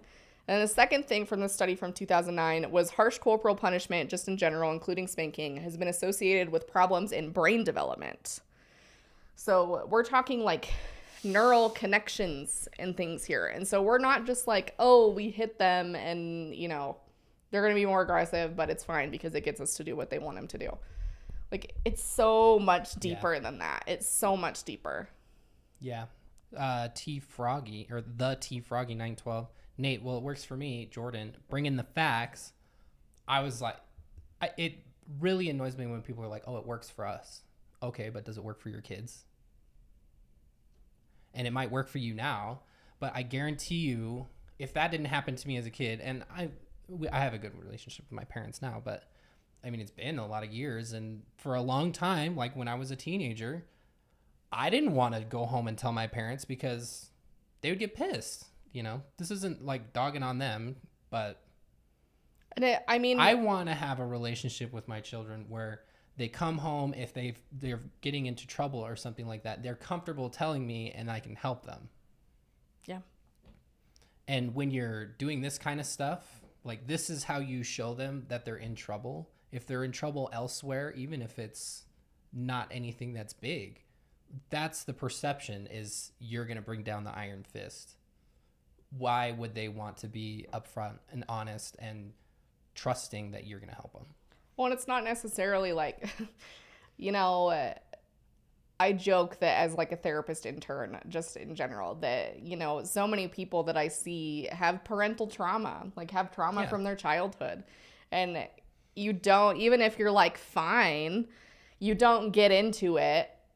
Like it's not obvious to you because during the time frame in the previous generation, spanking was kind of normalized, and just as the whole, we've kind of become desensitized to it because it's what everybody did. Like I got spanked, he got spanked. Like a lot of millennials did, tons of Gen X did. Like that's just kind of the vibe. And just because we've normalized it and a bunch of kids turned out okay doesn't mean that it doesn't cause other problems. Because what's our definition of okay? Like what does okay mean? Like they didn't drive themselves off a cliff? They didn't flunk out of school? They didn't, like, what do you mean by okay? The bar is pretty fucking low right like, now. people who tell me they turned out just fine, I'm always like, Yeah, you think, and maybe you are, but what happens when you're under an unreal amount of stress? And spanking only works as a temporary fix because the only thing that it does is it teaches your kids to be afraid of you. And that's all you're going to get. And if that's what you want out of a relationship from your kids as a parent, and people are like, oh, they're so young, they won't remember it. They will. They absolutely will. And this is where you, like, especially when they're young and they're toddlers, like, these are very formative years for childhood development. Like, your whole purpose as a parent is to establish safety. Like, that's your whole point. Because you can't protect your kids from things that are terrible that are going to happen to them, because they're going to happen. Yeah. But your whole purpose as a parent is that you've got to be a safe zone where they can come and tell you these things. Because I grew up in an extremely abusive home, and I was fucking terrified of my mother. Absolutely terrified. Not just physically abusive, but more so mentally and emotionally. And the only reason I listened to what she said was because I was afraid of her. And I still did everything that I wasn't supposed to do just behind her back. Because I didn't have the skills. Like, she didn't teach me the skills. Like, I knew it was bad, but my mom was a bitch. So despite her, I just did everything she told me not to do. So even if you spank your kids and do these things, doesn't mean they're going to grow up and listen to everything you say. Because my mom was abusive to me, and I still didn't fucking listen to her half the time. And did that go well for me? Absolutely not. It only made things worse. And now I don't talk to her. Yeah. What happens when you're stronger than them suddenly? Or equal sized? So What then? It doesn't. You no longer have the upper hand. You don't. And it just doesn't, you know, it's just so toxic and it's so bad. And it doesn't establish trust or safety for that kid. And you think if you hit your kid when they're in trouble, and you think that when they're 16 and they're stuck at a party and maybe they're drinking even though they shouldn't be, do you think they're going to call you? No, they're not. When they're in a dangerous situation and they know that they're like, yeah, my parents told me to do this and I'm going to be in trouble. And if I go home, they're going to hit me. You think they're going to call you? They're not going to. And you know what that means? They're going to stay in a dangerous situation because they're afraid to call you. You will do. Exactly. Totally. So I have an anecdote about corporal punishment. Corporal? It can be, I think, considered. Some people might differ said capital on that. Punishment. Capital. Anyway, when I was in Honduras, there was this family that we'd hang out with a bunch, and the dad had he was a single dad, and he had his daughter all the time. She was about 7, and this kid, I mean, she was fucking obnoxious. She was very, very just all over the place all the time, and he would hit her with the belt. And it was almost like she had become desensitized to it, because one night she came running out and she hopped on me and this dude almost got me with the belt. And then as soon as it was over, she just hopped off my lap and it was business as usual. Like, she just shut it off. It was wild. Like, at what point does it, you never know when it's going to stop being effective. And then what are you going to do? Now you've just desensitized them completely. And where are you going to build from there? So. When that stuff sticks with you. Like, I've got childhood trauma out the ass, and I am a long, long way from healing it. I am perpetually convinced that I will be in therapy for the rest of my life. And even though I'm an adult now and things are more of a level playing field and things, I have no desire to have a relationship with my mother. And abuse just doesn't do you any favors. It doesn't. It's not going to establish what you want as a parent. And ultimately, you want your kids to love you. Like, you want them to, and they're not always going to. Even if you're a good parent and you never spank them, they're going to be fucking shits to you as a teenager. And that's just the name of the game. But the whole point is that you set up and establish that trust and that safety and that foundation first. And doing that as a really little kid is really, really important. And that's not to say that everybody's perfect parents all the time. Like, you need to take a day. If you've got a screaming kid or a screaming baby and you can leave them safely in the crib and just step outside the door for a minute to collect yourself before you go back in, that's normal. You can do that. Like, if you put your kid in a safe space where you can still see them, or, you're right there. You're right there. And you know that they're not going to hurt themselves.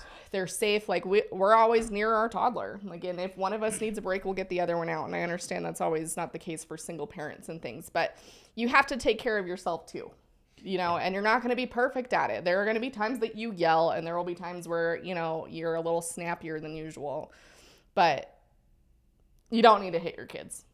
I'm sorry. Nope. What was I going to say? Parent selfishly.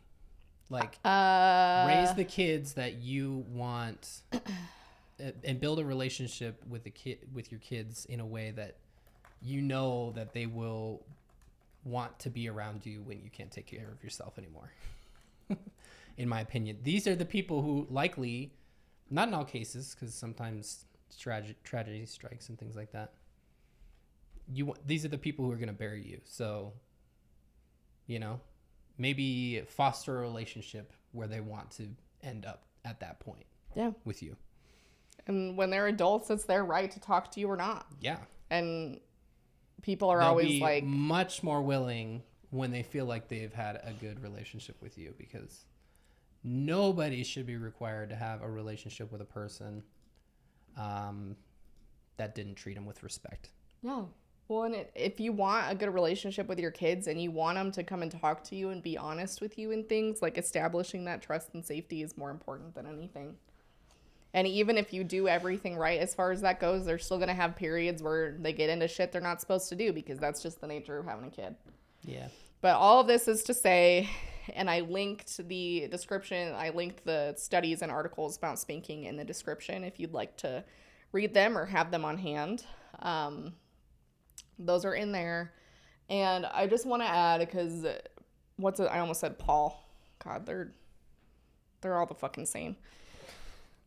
Nate is particularly bad, though, and he's quiet, so people don't think he's as bad, but I sometimes think he's worse than Paul. Yeah, I think he is too. Like, just in a lot of ways. Although, I don't think we've given Paul enough time to really reach his full potential, because they don't have a kid yet. So the one thing I wanted to add... I still can't believe, of the four of them, Paul is the oldest. It is kind of frightening. It's weird. Last thing I wanted to add at the very end, Nate said, we're just too gentle on kids. And shut the fuck up. Which is just such bullshit, because we've gone from people who don't hit their kids are too gentle on kids. Like, people who let their toddlers melt down without, like, hitting them or, forcing them and locking them in their room are too gentle on their kids. Like, we have parenting research out there. It's out there. It's better than it's ever been. We have more information than we've ever have. We live in the information age where we do. Everybody has access to information. And gentle parenting does not mean that you just let your kid do whatever the fuck they want and that you don't discipline and that you can't handle your kids, so you just let them do whatever the hell they want and you don't ever argue with them, or like, that's just not true. That's just not true. There's so many resources out there for better parenting skills than what the majority of us grew up with. Yeah. So don't discount it because you think that in the moment, if your kid doesn't immediately do what you ask them to do, that you're a terrible parent. Because that's just not true. Yeah. Anywho. This has been a tough subject. I understand that. I think maybe this will start to lighten things up. With the next topic... Let's chat about Ruby. Chat about Ruby Doo. Oh, and, Sutton never... I still have my freaking COVID cough and I can't laugh. Sutton never talks. Like, immediately in that whole situation, Nate's going off about how often he's done it. And Sutton's like, no, you've done it like 2 times. Like, don't bring this up. Anyway. Yeah, I wonder if he embellished the number at all. Like, maybe. Is it more or is it less? And why you're sharing this with the internet, I don't know, dude. But yeah, it's the fucking audacity for me. Honestly. All right, let's talk about Ruby Doo and Chad. So we haven't talked about Ruby in a minute. Kevin and Chad. And people Ruby. talk about or ask about Ruby every week, and we don't always cover her. Because she's just constantly being problematic. Like, constantly. Like, we could pull shit about Ruby every fucking week. Because there's never a time where she's not doing something that would be considered inappropriate or offensive or harmful or, like, there's always something. Because she is just an absolutely toxic person. So the other day, I am in the r/8 passenger snark community, if you will, for those of us living in distortion. And I came across a post of somebody that posted and said, Kevin and Chad. So Kevin is Mormon Pitbull, or Ruby's husband. And Chad. Just move that. Hold on. Okay, go ahead. Kevin is Mormon Pitbull, Mr. Clean, Ruby's husband. Chad is her oldest son. And so this person said, Kevin and Chad are not living with the rest of the family. I live in the same town as this family. Currently, Kevin and Chad are living in a different home as the rest of the family, wondering what's going on there. So if you scroll down a little bit, the mods said, this post is in the verification process, so they looked into it. And then their update was, this seems plausible but remains unverified. Because a lot of these things, you can't really know for sure. Yeah, this is outside looking in. A lot of times it's just speculation. Scroll down more. There's a post I'm looking for in particular from the original poster. A root? It was in response to someone. It was in response to someone. Expand. Keep going. Do you remember who started it? No, I don't. Was it Ryan who started the fire? Ryan started the fire. Okay, there you go. So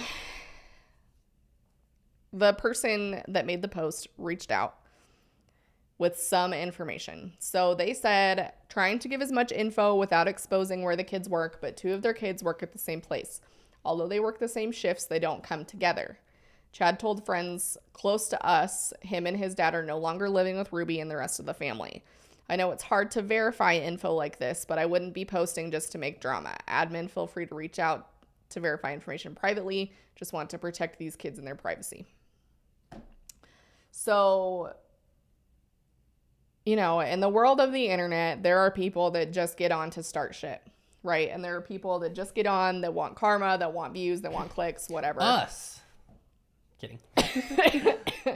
And just post shit, just like, even if it's complete BS, just because they want to post it and generate, information, right? Or generate buzz about a topic. So the mod essentially said it's plausible, but in these situations, it's hard to verify because, like, what are you going to do? What are you going to do? You're going to like walk outside your house and take a picture and then like walk down and show Ruby's house, like to verify that you live up the street from her? Like, how do you prove that you know this information because of one of your kid's friends without doxing either your kid or the other kid that's involved? Yeah. You know, and so it would be really challenging to do this without compromising privacy, at least in some way, shape, or form. So, it's plausible. We can't know for sure. Obviously, this is alleged. The mod no as of most recent is that it's plausible. Was there, somebody said it's been verified. Was it a new post on Reddit that I have not seen yet? Should we go looking? I guess we can look at their post history.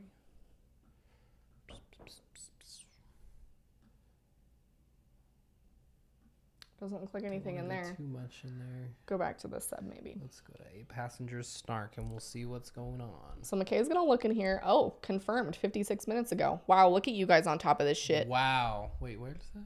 Top under the pinned right here. post.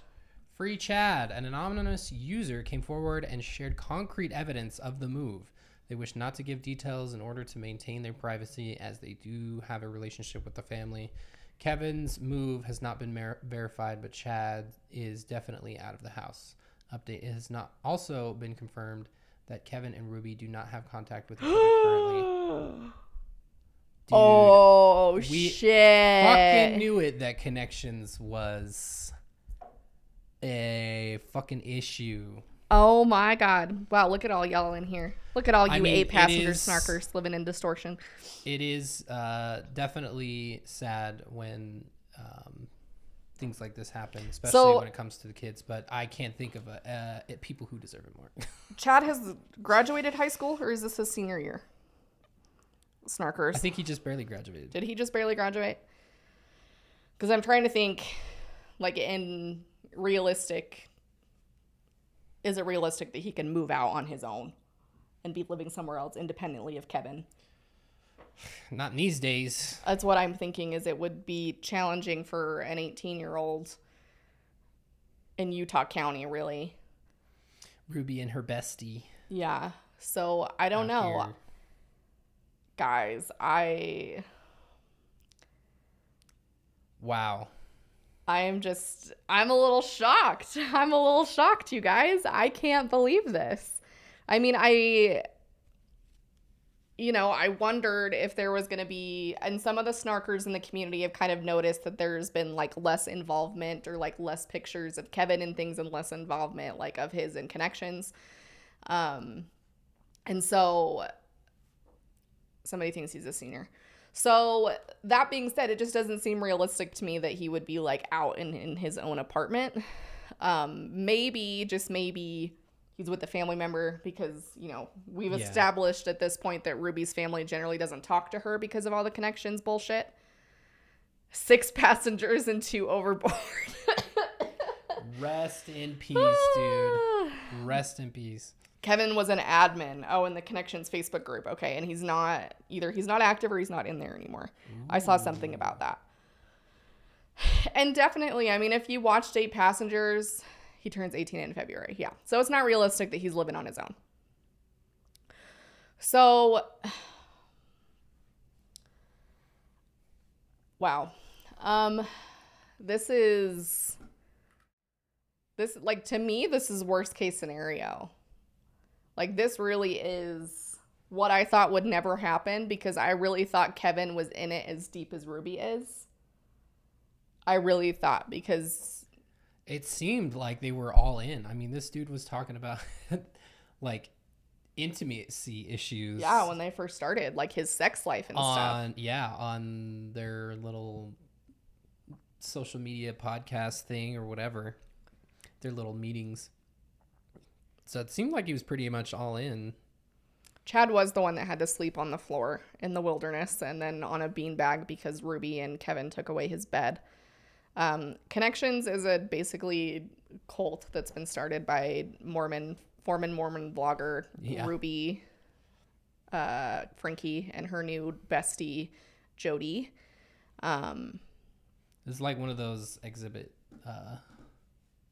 memes. I'm going to make one real quick. So some people are asking about the sealing and some people are asking about divorce. So here's kind of the gist. Mormons can get divorced. It is a little taboo, but it is, it's not like a bad, culturally it's just like, it's not great. But it does happen, and it does happen fairly often. So it wouldn't be, it's not so so extensively terrible that people don't get divorced because it happens. Do people stay married because they don't want to? Sure. But they are sealed together via that temple ceremony that we have videos on, right? And we walked you through what that temple ceremony looks like behind the scenes. If you haven't watched that video, go watch it. It's very illuminating. So keep going. Keep it rolling. This is gonna pay off like super good. So they, even if they're separated, they are still technically sealed, right? So if they got divorced, let's say, so let's theorize. Ruby and Kevin are in a position they get divorced. So by law, they go through the court, they're legally divorced. They are still sealed. They are still sealed even despite divorce. It doesn't matter. You still stay sealed even if you're divorced to your Mormon partner. Unless if Kevin went on to get married again, they could cancel. They can do what is called a cancellation, which is when they cancel the sealing. And so then he would not be sealed to Ruby any longer, and he can be sealed to someone else. Generally, women can get seals broken, but sometimes it's a lot more challenging. Yeah, I think they have to have both parties consent to it, if I'm not mistaken. This is not something that you really get a lot of.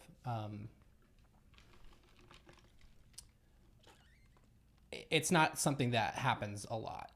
Of my 25 years within Mormonism, I only personally know one couple that ever had it happen, and that was when my dad was the bishop. So it's like it's like a super rare thing because it has to go all the way up to the top. Yeah, and they have to have both parties and everything like that. So they would have to, and that's the thing. With that is it would be like a complex situation. But here's the deal with his BYU job. So Kevin teaches, he's a professor at BYU. In order to be at BYU, you have to have a temple recommend, right? So he has to be living the Mormon standards down to the letter, or he will lose his job. Now, a divorce does not jeopardize your temple recommend status.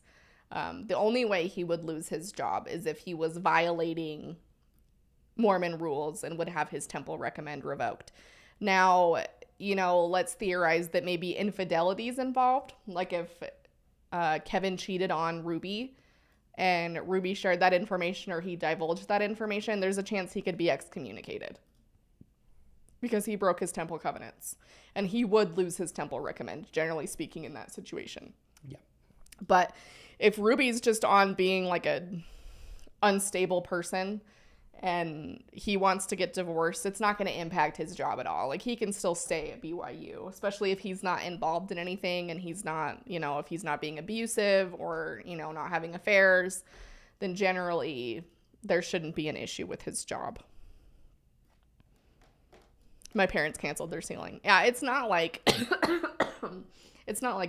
super rare, but it is like a more extensive process because it has to be like verified and approved by church leaders. And I do know of people who attempted to have their sealing canceled and they were told no. And so it can kind of be a complex issue. Now, I will say, here's something to consider. When people start venturing into things that don't exactly align with church doctrine or culture, even like some of the cultural things, and you start preaching those things to a lot of people, and if the church perceives that as a threat and is not in accordance with what the church teaches, and they feel like maybe you're going down like the false prophet road, or like you're saying you're better than the prophet, or you're like taking church teachings and mixing them with something else, then the church can get involved and can discipline you.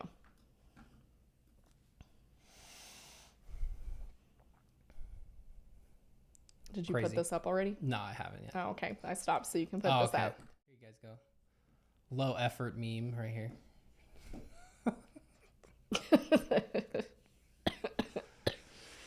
Very low effort. I don't know why it took me so fucking long. I don't really know how to run Canva that well, but That's funny. That's freaking funny. Somebody screenshot that and put it in the 8-passenger sub. if anybody wants to post it and farm some karma, I'll send it to you. I don't want to post it. So my thought is it can be, their church will be liberal with people who, with discipline for people who they feel like are taking church concepts and potentially leading people astray. So especially if they if they feel like, you know, we've got like a cult within a cult or church nonsense, like as soon as people start implying that potentially the church doesn't have it all right and they have like what's essentially needed for it to be fully restored or it to be improved, or the current prophet is not with the times because he recommended the vaccine. And, you know, if you start to go down that path, you can be disciplined.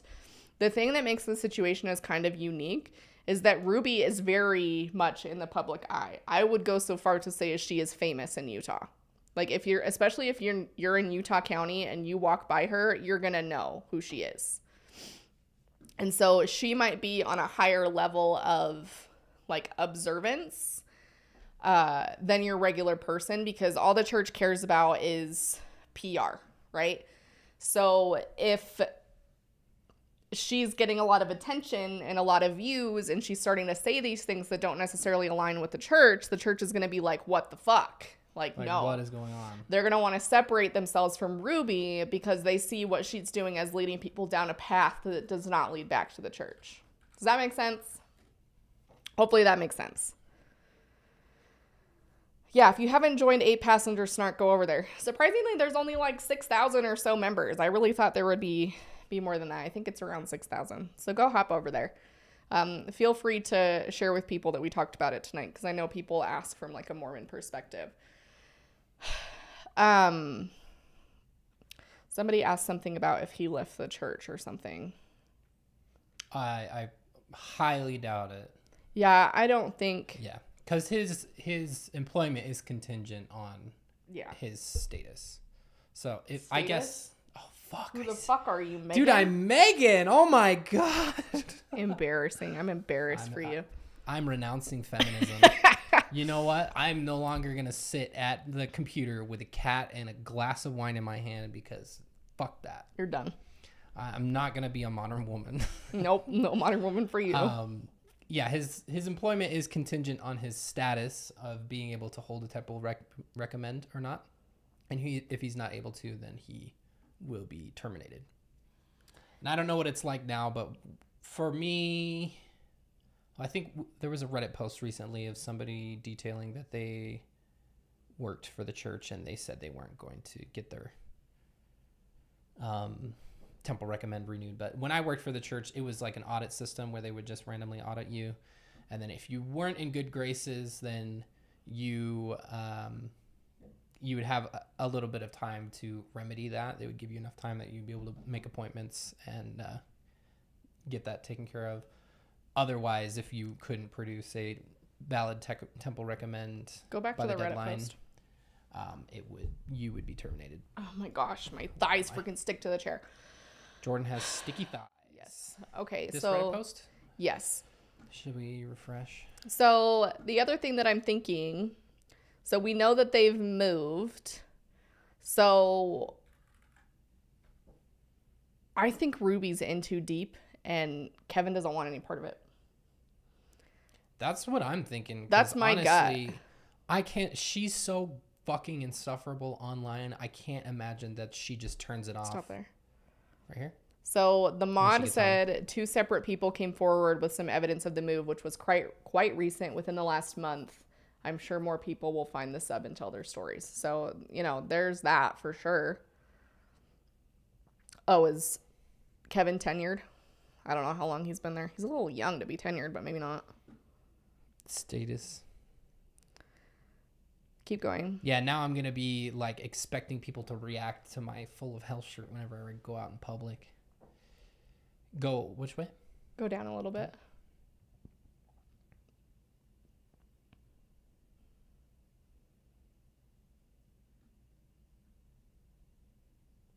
Hopefully Chad skips his mission. I got word that Kevin is not in contact with Rabi. My heart breaks for Russell, and I hope he's still able to maintain a relationship with his dad and brother. So go back up to the top.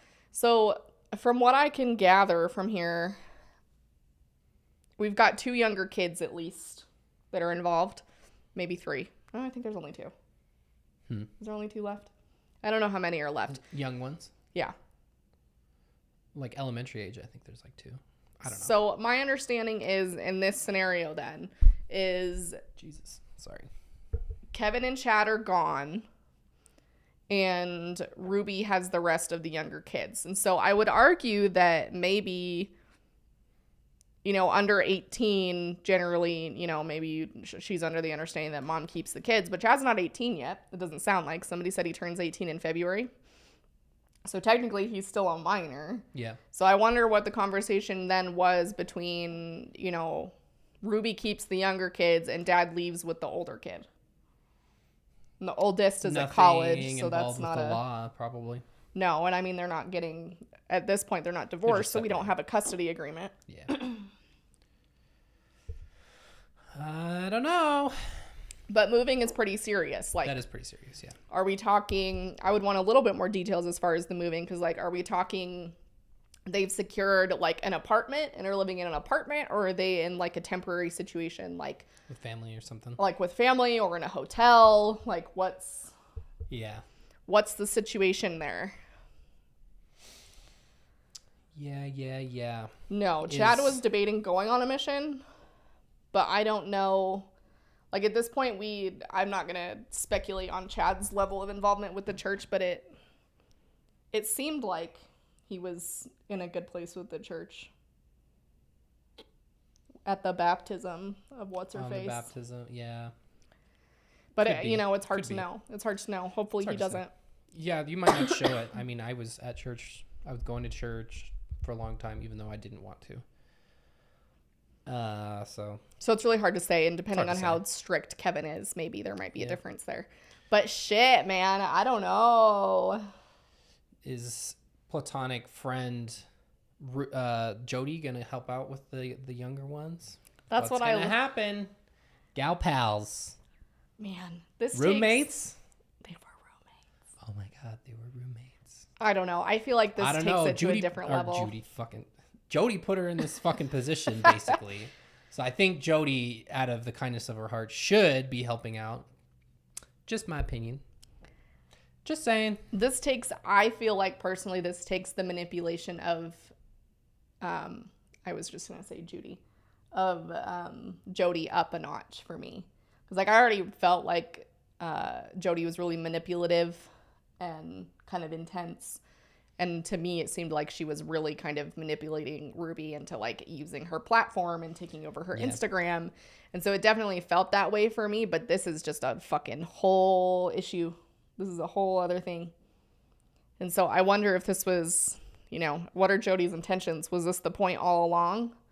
Because they started like at the beginning of Connections, there was a lot of talk about how Ruby and Kevin were struggling. Yeah, maybe this is just the fruition of those issues. And I mean, like, dude, Ruby is unfucking hinged. Like, that whole elementary school thing, I would be embarrassed. I would be embarrassed. If you were doing that and putting it on the internet, I would be so embarrassed, honestly. It would be mortifying. Yeah. It would be absolutely mortifying. Is their quote growing? It's hard to tell because they have that group on Facebook, which is primarily where all of this takes place, like Moms of Truth with Jody and Ruby. Yeah. But the problem is their group is probably pretty large by this point. But the problem is there's lots of people like us. I mean, they've got thousands of people in their group, but they still only have 89 reviews. And those, she was saying to give 5 stars, and they're at a solid 3. So it's hard to tell because there's so many of us that know about this. I think there's a lot of snarkers in the group. Just saying. So it's really hard to evaluate like who's authentically in the group because they're listening to Jody and Ruby, or who's in there just because they want to see what the fuck's going on. And there, there's no harm in Morbid that. curiosity. So there is a lot of people in there. And yeah, the whole point is, Elizabeth, lots of people get kicked out of the group. It's certainly not hard. It's my way or the highway. It's very culty-ish in the fact that what they say goes, and anything to the contrary, or if you question their authority. Like, if you haven't watched our video that we did on connections, we basically did a cult assessment, and it checks a lot of boxes. Julia, it's Julia's birthday. Happy birthday. Happy birthday. They want everybody to make the stars go down. I do not endorse that. But it would only be temporary. So and they do delete reviews quite frequently. In that, yeah, if you everybody went and did it at one time, you could get it down for a second. You could take a screenshot and frame it. I don't endorse that, but no, we can't. Don't do that. In Minecraft, it maybe would be a different story. If you had a nice Christian Minecraft server, you could do that. But well, and they already got a bunch life, of reviews deleted anyway because, like, a bunch of people went on there and left a bunch of reviews, and then Jody was able to convince Google that it was spam and, like, people brigading. And so a bunch of reviews got deleted. I don't know. I guess here is a little anecdote for you. This review right here is from 3 months ago. Some people said that their like negative reviews were popping back up. So it might be in like a review process potentially. Yeah. I don't know how long Google takes to like get around to things. I can't imagine. Like, what is the point if you can just get the bad reviews removed? Julia, there is no shame. We just legally cannot condone such behavior. But feel free to celebrate your birthday as you wish. Everybody can join in with Julia in celebrating their birthday as everybody wishes. Yes. That is not something that we would endorse, though. But I can't. Somebody else mentioned it in the chat, and I legitimately cannot imagine having my ex-wife be Ruby. Like, can you even fucking imagine? Like, she is insufferable now. Absolutely. She is a cicada in the heat of summer, just making noise. Terrible. Sorry, cicadas. This is a cicada slander channel. I am like very much astounded by this. Can't believe it. I have so many questions now. Like, Rebecca is asking, it's a stinger transition, Rebecca. It does that. It's like a nice little whoop, little transition. Is it annoying? Let me know. I thought it was fucking cool, but if it's obnoxious, I can change it back. I kind of like there to be a little something, branding. I mean, it's got to be pretty serious if Kevin moved out. Because, like, it's one thing to just, like, fight with somebody in your home and have problems, but it's another thing to, like, move out and truly, like, separate, potentially. Ruby acts similar to Kate from John and Kate Plus 8. Honestly, yes. Kate was fucking unhinged, man. I don't know. This will be interesting to see how this plays out. I think there's a lot of things, like, as with, the family and Ruby not going to the event when when her parents left for their mission for 2 years. Like, I still can't get over that. I mean, she is the definition of lost in the sauce. Like, I think she is balls deep in this thing, and I don't think she can even fucking see straight anymore.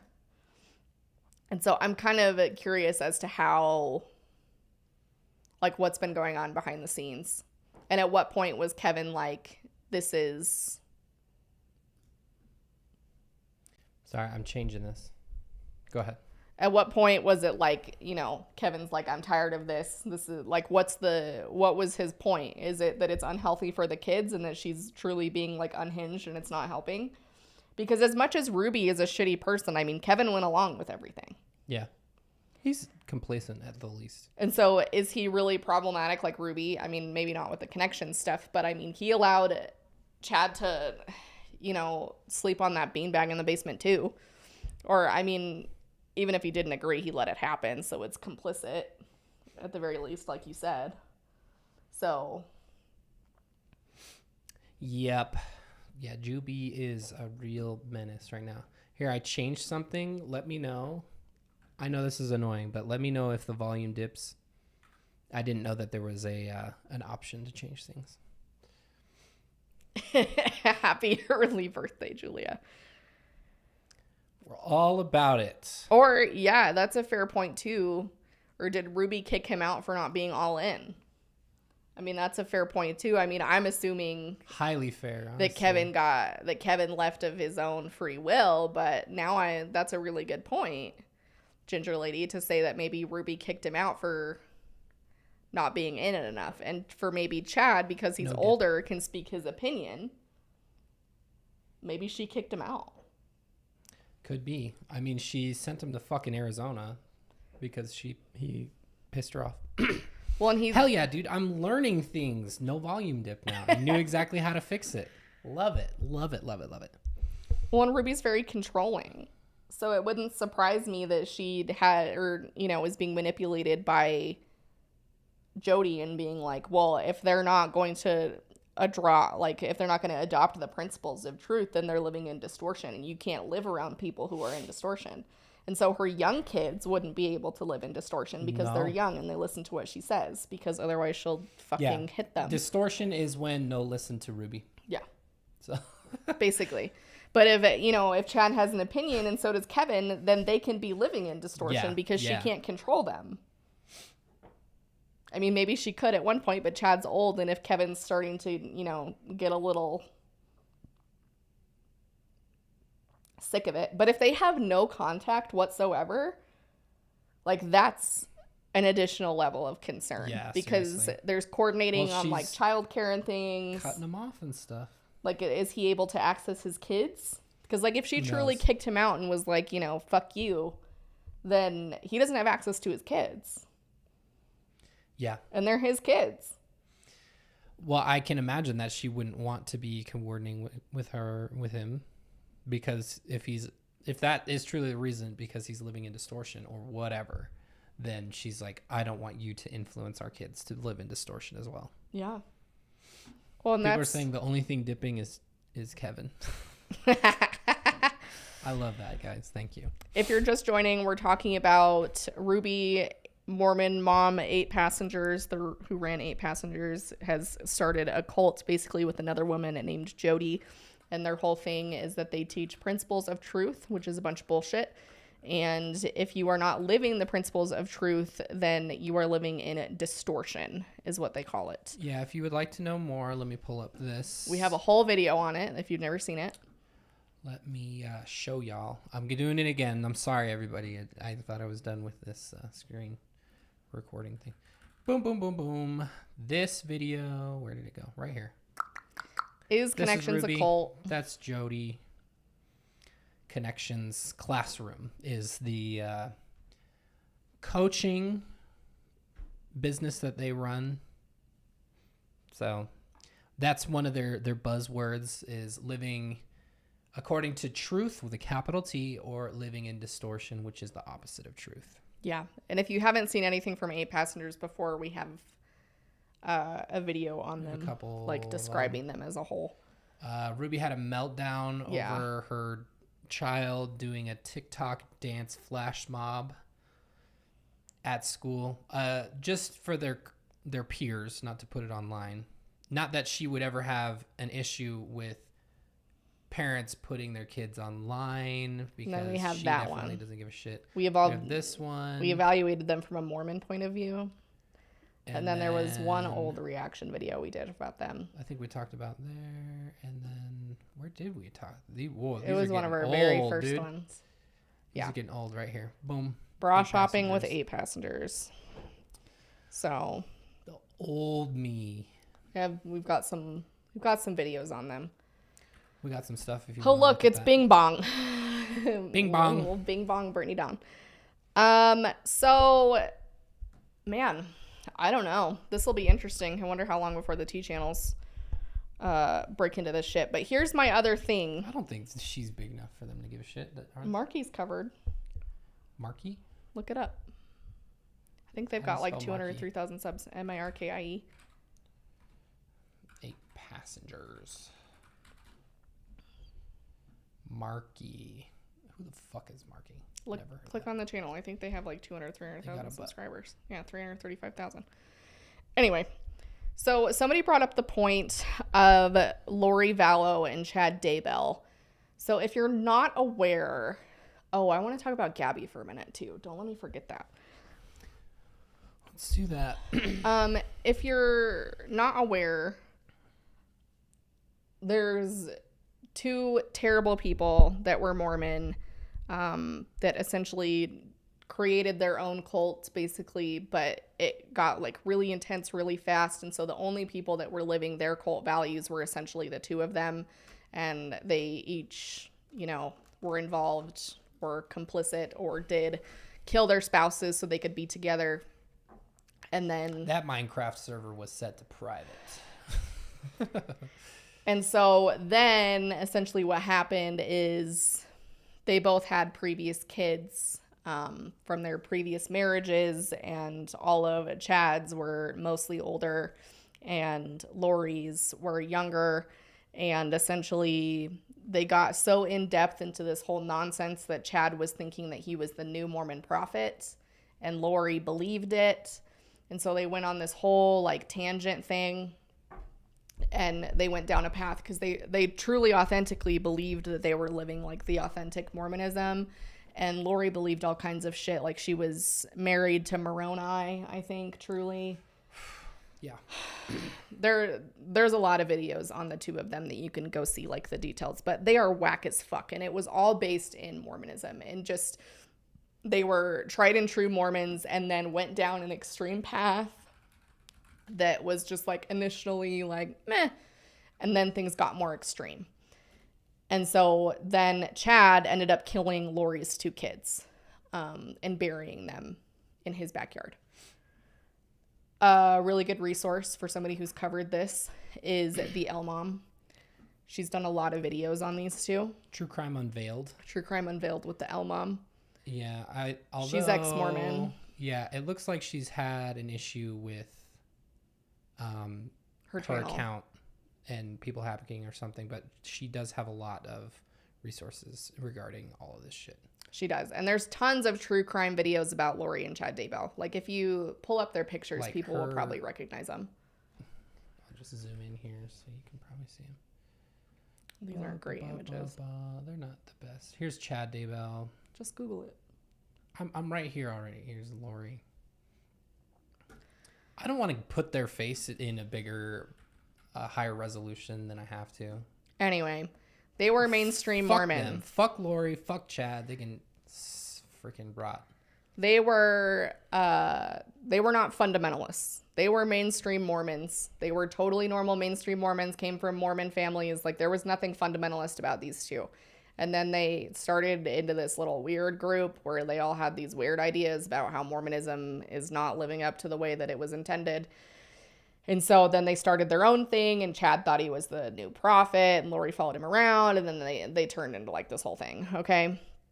So they both were involved in like very sketchy murders of their spouses.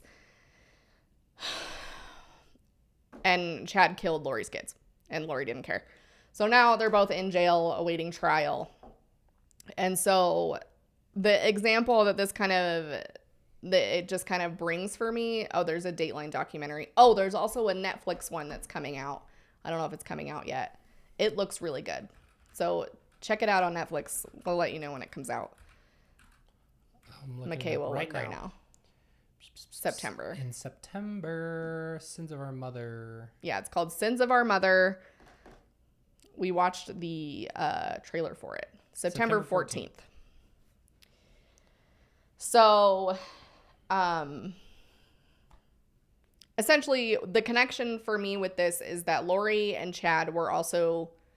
Not Lori and Chad. Well, yeah, Lori and Chad. Lori and Chad. I'm confusing them with 8 passengers. So Lori and Chad Daybell were normal Mormons, got involved in a weird cult. Their beliefs got more extreme, and then they did something really dangerous. Because they were living like basically this delusional lifestyle. And essentially the whole, like the main connection is that because they were living in this delusional framework, they believed that people could be like not possessed, but they would refer to them as like Zombies. Like or like beings that like weren't like of Jesus or of God anymore, and they had been taken over by the devil, so that they needed to be like physically removed. Because they had been taken over and they weren't really who they said they were anymore, and they were, you know, demonic or absent of the light, and so they referred to them as zombies. And so what eventually happened is that they came to the conclusion that because Lori's 2 kids were zombies, they needed to be taken out. And that's literally what they did. So they killed her 2 kids because they were zombies. By their standards, which is just absolute fucking insanity. And so that's what kind of the Ruby Jody situation reminds me of. And obviously that's very extreme. And I'm not trying to allege that Ruby and Jody are going to kill anybody or start like this crazy cult or anything.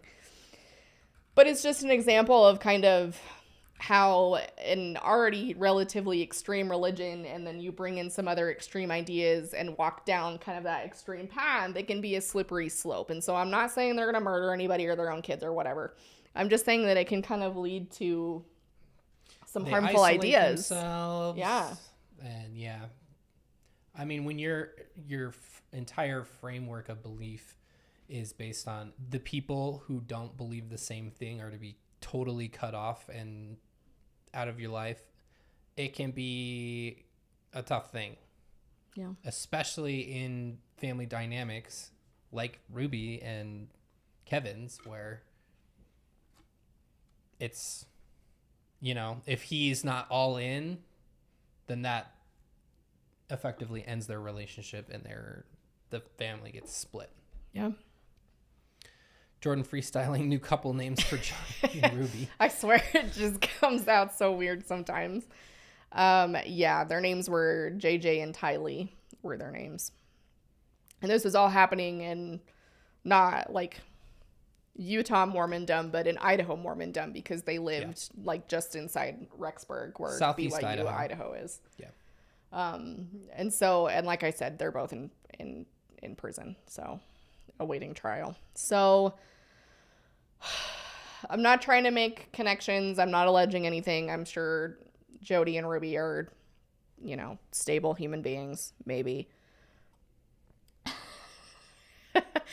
But all in all, like, crazy. It's just a scary path. Secondarily, before we end here, my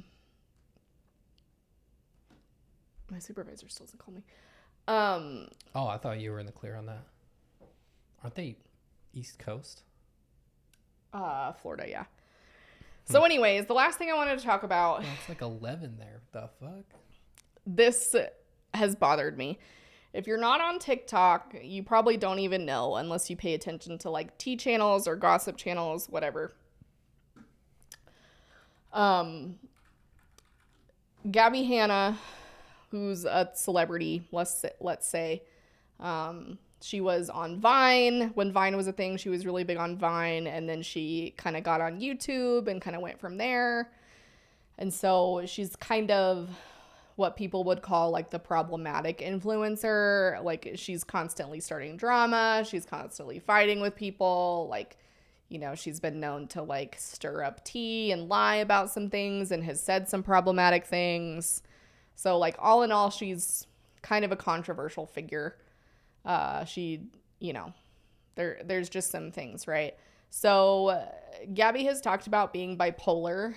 I don't know if she's type 1 or type 2. She's never specified. No, she did. She said she said type 2. Yeah. Okay. So this is my personal, not professional opinion. Okay. I can speak on this a little bit from my own personal experience because I have bipolar 2. So essentially what's been happening is Gabbie is on TikTok. She's got like 7-ish million followers at this point. And she posts on TikTok quite a bit, but lately she's kind of a little bit gone off the rails, as one might say. She hasn't posted in like 2 days, which is kind of frightening. Almost 8 million. Almost 8 million followers. So basically what happened is she started posting these like TikToks that really didn't make sense.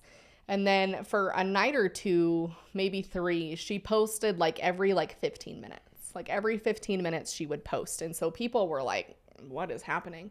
And so she seemed kind of like a little bit manic, and she seemed kind of like, I would say the word like unstable. Like people were concerned about her behavior, just because she was saying like she was just like super hype and was like all over the place and was like dancing everywhere and saying weird shit and saying weird things. And so I kind of wondered, because she mentioned it before, I kind of wondered if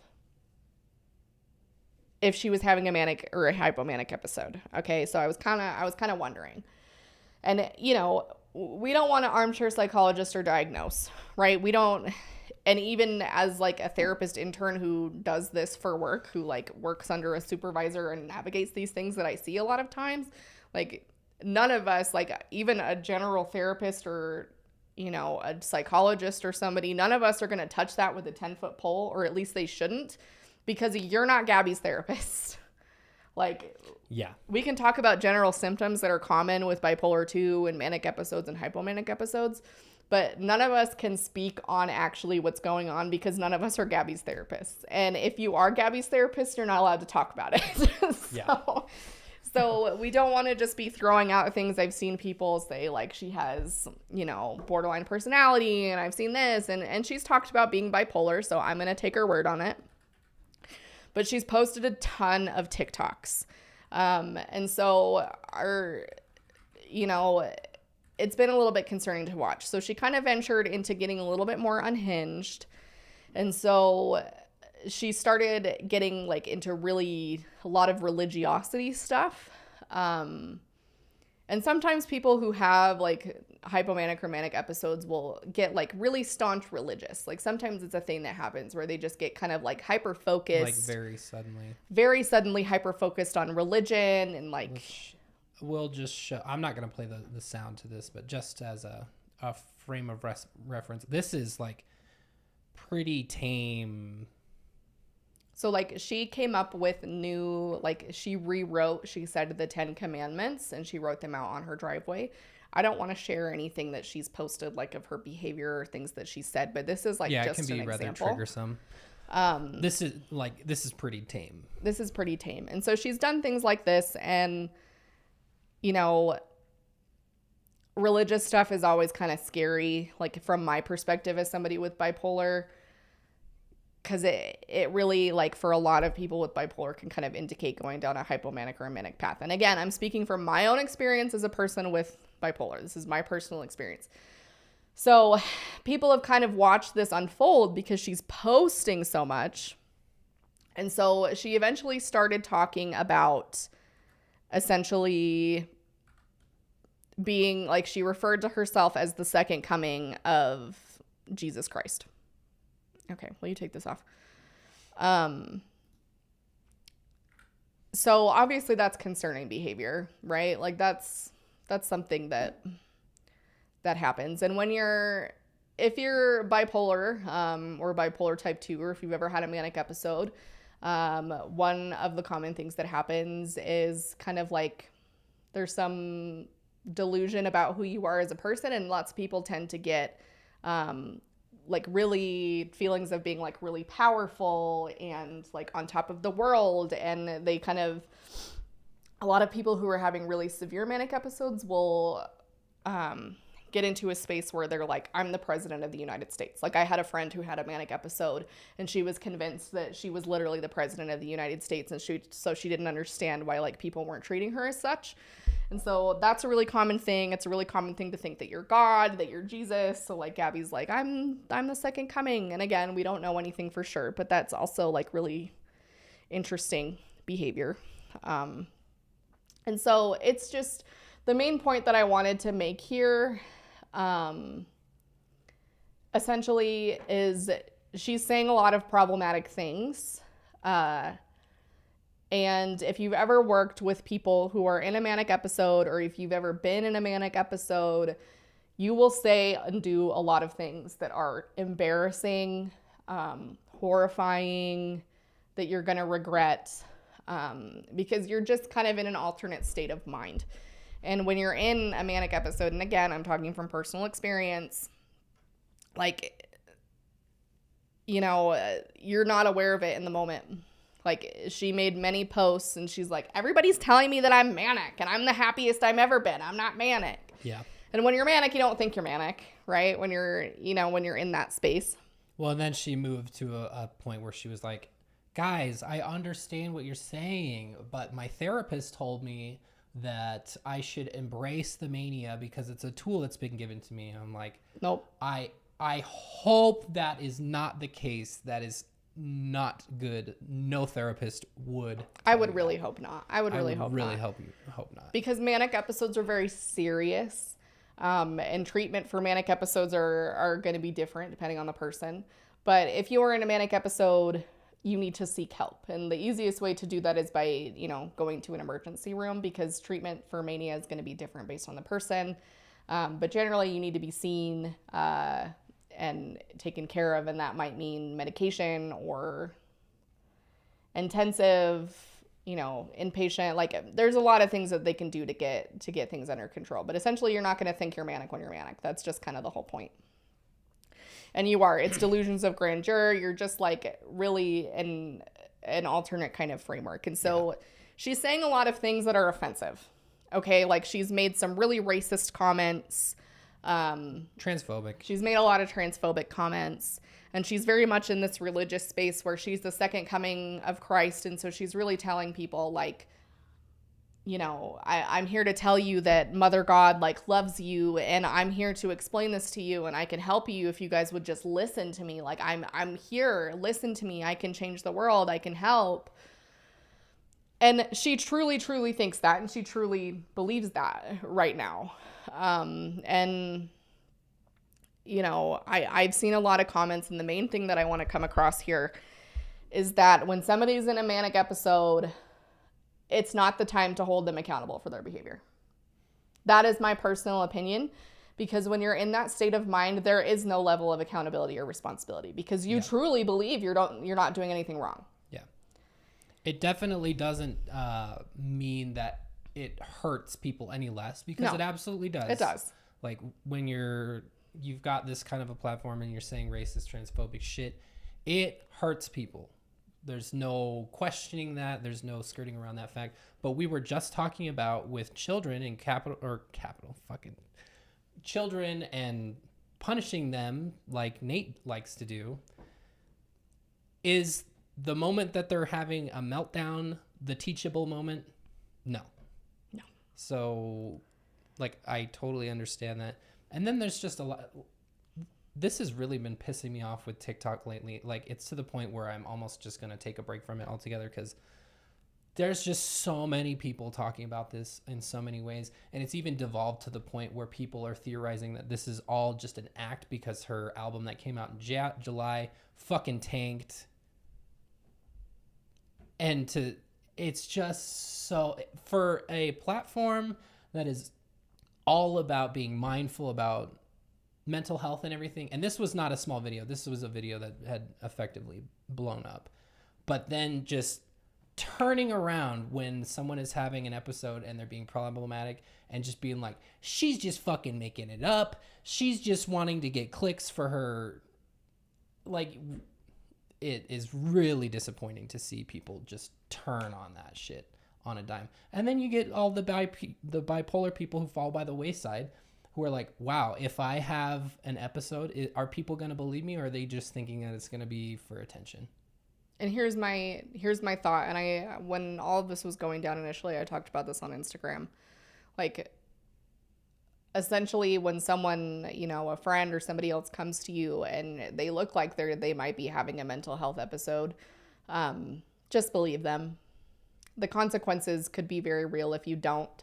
And if you do, and ultimately it's all for shit, then it's all for shit. But if you can safely intervene and be like, hey, maybe I can, you know, maybe I'll take you to the hospital, or, maybe I'll come over and help you, get some sleep, or can I bring you something? Like, let's get you some melatonin. Like, there are some things that you can do to assist a person who's in a who's struggling with their mental health.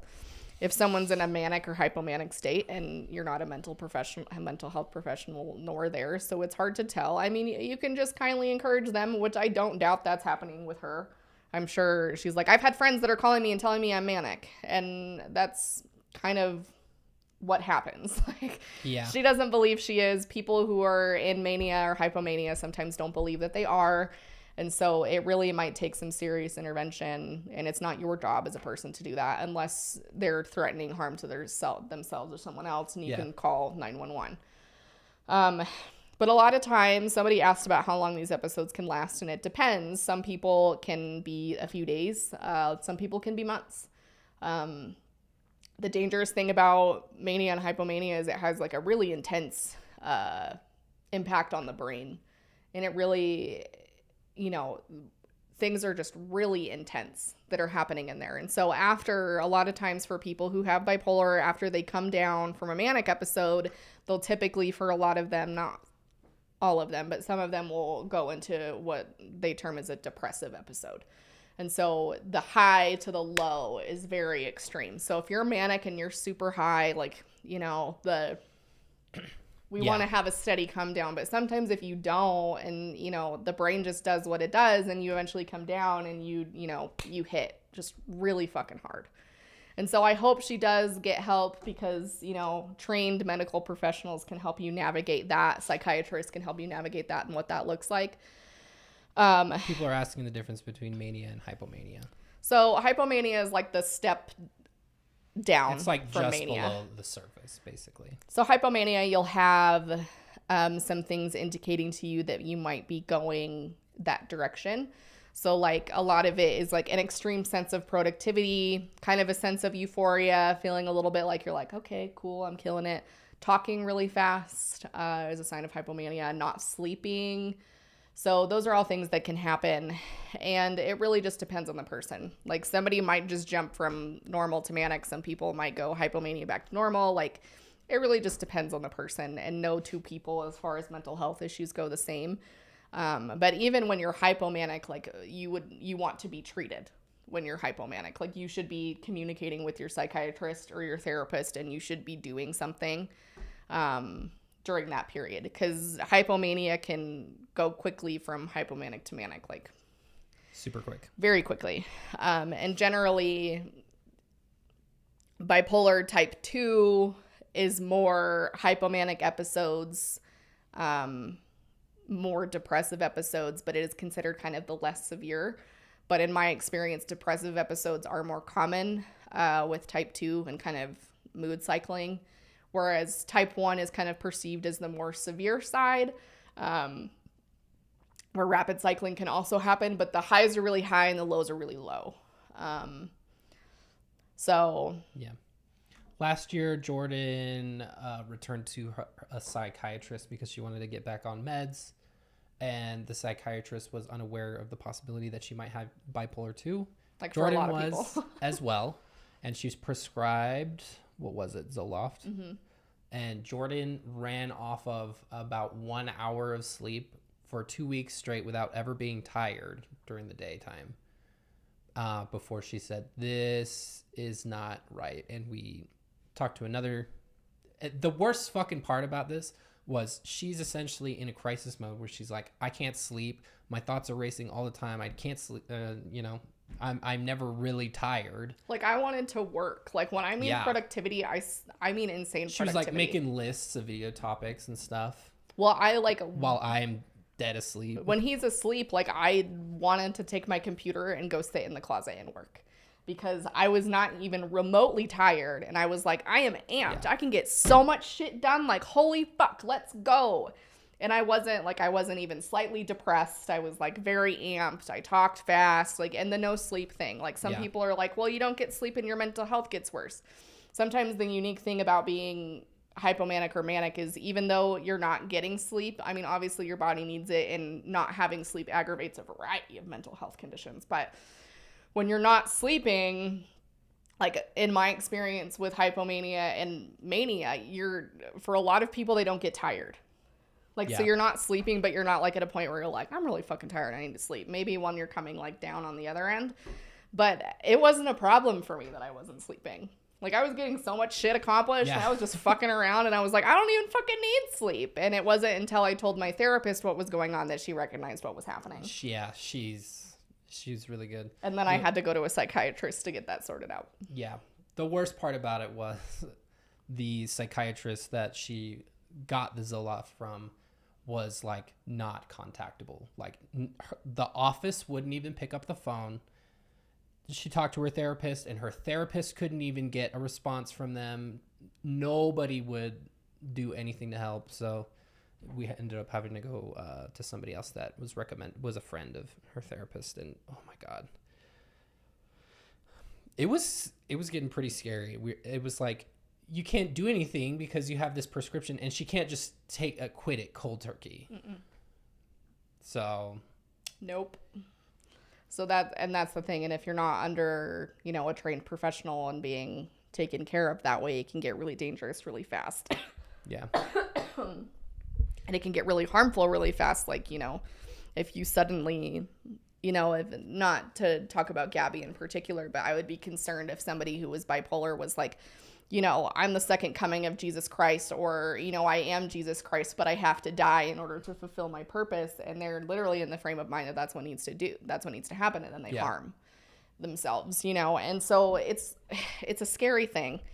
So yeah, with this situation, believe people when they tell you what they're struggling with. Don't make the assumption that people aren't mentally ill. Is it completely possible that she's doing this? Yes. I don't believe that she is doing this. I mean, she puts a lot for her album to flop. Like, she has a lot writing on it, and I think she has a label, and they're probably like, "What the fuck? We put all this money into promoting your album, your website, social media, producing, and getting everything out, and it tanks." Which, I'm not out here to be a Gabbie music stan. I listen to some of it. I think it's fucking awful. That's just me. Maybe there's people out there who like it. But there's no universe that this works for her, because all this is embarrassing. This is absolutely mortifying. Embarrassing. Like, if this is a publicity stunt, there's no way she's so fucking short-sighted that she thinks that she comes out of this on the other side with a bunch of album sales. I don't think this is a PR stunt, because people are watching her to watch her endure this terrible episode of whatever she's having. They're not going and listening to her music right now. So it's not even doing what she would intend it to do. So I don't think that's what's happening. I really don't. No. It's just sad that that's people's first thought. Like, that can cause a lot of stress, especially if you have a record label breathing down your fucking neck. Yeah. Which they're just as much to blame if they're putting out total ass music. But, oh, man. Well, and it sucks. Don't worry about the accountability factor right now. Like, I know she's saying things that are offensive, and I totally agree, and they're offensive, but accountability doesn't come during a manic episode, if that's truly what she's having, or any type of mental health episode where you're truly in an altered state of mind. Like, that's the time for that is not now. Like, that's not going to happen. It will come. It will come eventually, but it's not now. So don't worry about holding accountable for behavior, because somebody who's not in even, a stable state of mind isn't even going to logically be able to do that. So just trust that time will come. Yeah. And it wouldn't be genuine if it came right now, if they're in an altered state of mind anyway. So I understand the frustration, because it's still offensive, and it's still valid for people to be offended by it. But so, yeah. Are you aware now if you have an episode coming on? I know kind of the signs. Sometimes, like, when I try certain medications, it's always a little scary, because certain medications have caused me episodes in the past. So I know what to look for, and I have a really good psychiatrist to help. Sometimes it is a little hard, because some of those hypomania symptoms are just normal things that you experience from time to time, which when sucks, they all happen together. Yeah, it can be a huge coincidence, because she starts taking a new medication, and then she's like, I couldn't sleep, my thoughts were racing, I think I'm hypomanic. And then the next few nights, it's like, okay. So Well, and I have a rescue med now. So, like, if I Yeah. truly think I'm entering into that phase, then I will take my rescue med, or my psychiatrist will direct me to, which will bring me down to the other side in a safe and healthy way. And so if you just have like one of those symptoms, don't stress. Healthy. Don't stress. Ruby would like to have a word with you because a rescue med is distortion. I mean, it is. It really is. So, and if you ever take, like, just as a reference point, if you ever try an antidepressant, like an SSRI for the first time, and you start having those symptoms, like, call your therapist, call them your up, bestie. psych, like, Yeah. immediately. It's not a bad thing. It's good to know how you react. It's just Bipolar. It makes things a little harder if you can't take an SSRI. It's like a surefire way to, like, one of the most surefire ways to know that you might have that if you take an antidepressant, and it causes you to, like, go hypomanic or manic. And so just know that. So yeah, I can't acknowledge the mania when I'm in it. I can acknowledge the hypomanic. I can acknowledge that. yeah. I've only had one psychotic episode in my life, and it was after my son was born. And no, I absolutely did not know that I was in it. Yeah, and I was unaware too. I was just like deer in the headlights. Like, what the fuck is going on? But no, then I did not know. Yeah. But the hypomania, some people can't. Like, I specifically can because I start piecing things together because I'm like, ooh, motivated. Ooh, not sleeping. Like, if I'm not sleeping, then that's, like, one of my biggest indicators. And if I've got racing thoughts like crazy, then usually I know I'm like, okay, this is something I need to pay attention to. But it's hard and it's different for everyone. So it's not going to show up for you in the same way it is for your bipolar friend. Like, some people might not be able to acknowledge the hypomania when you're in it. So, you know, and I really didn't, prior to knowing I had BYU, bipolar 2, it was my therapist who figured it out. So, Yep. you know. She just knew what to look for, luckily. And I don't know about other meds as far as causing manic episodes. I mean, if you truly are bipolar, I imagine there are probably things that might trigger it. I'm not a psychiatrist, so I could totally be talking out of my ass. But I imagine antidepressants aren't the only thing. I would imagine that maybe there's something like a psychotropic med that might do that. I just know, like, from my experience, that antidepressants do it. Psychotropic. If you are bipolar, you cannot take antidepressants. Typically, people who have bipolar disorder are on mood stabilizers. Some of them take antipsychotics, just to kind of, and that's a really stigmatized term, but for me, I'm on mood stabilizers just to kind of prevent what we call rapid cycling between, like, hypomanic and happy and then depressed, and then hypomanic and happy and depressed. And it, you know, I can cycle through like 15 of those in a day if I'm rapid cycling. Yeah. So, like, the whole point is to get moods kind of at a stable point. To stabilize the moods. Yeah. A mood stabilizer. A mood stabilizer. That's it. Yeah. So wrap it up. That's it. And I'd been on antidepressants in the past, but I'd only ever been on, like, really, really low doses. And so I was on like 100 milligrams of Zoloft, like, all at one time, which was my psychiatrist's fault. And so obviously that, like, threw me right into an episode. So, but it's totally, there's a lot of stigma about bipolar, people who have bipolar. And it's literally always like the butt end of the joke. It literally is. And it's kind of maddening, to be honest. Like, saying things like, the weather is so bipolar. Like, just be, you know, don't be obnoxious about it. I am on Lamictal. That's the mood stabilizer that I take. And sometimes you have to experiment. Like, that's the pain in the ass thing about, like, psychotropic meds and psychiatry in general is that it generally takes a hot minute to figure out what's going to work. Like, I'm on a concoction of things to try to manage my rapid cycling plus my depression, with not triggering my bipolar 2, but trying to manage the depression and the OCD, and, like, the hormonal stuff. And so a lot of people quit, like, with psychiatrists after, like, 1 or 2 meds because they're like, this is fucking worthless. Like, I'm not doing this anymore.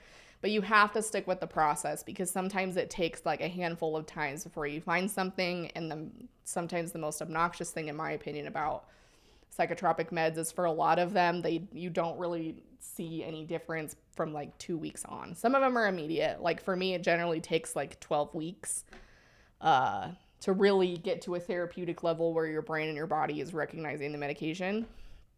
So it's psychiatry and mental health meds and that shit. It's fucking hard. It's fucking hard.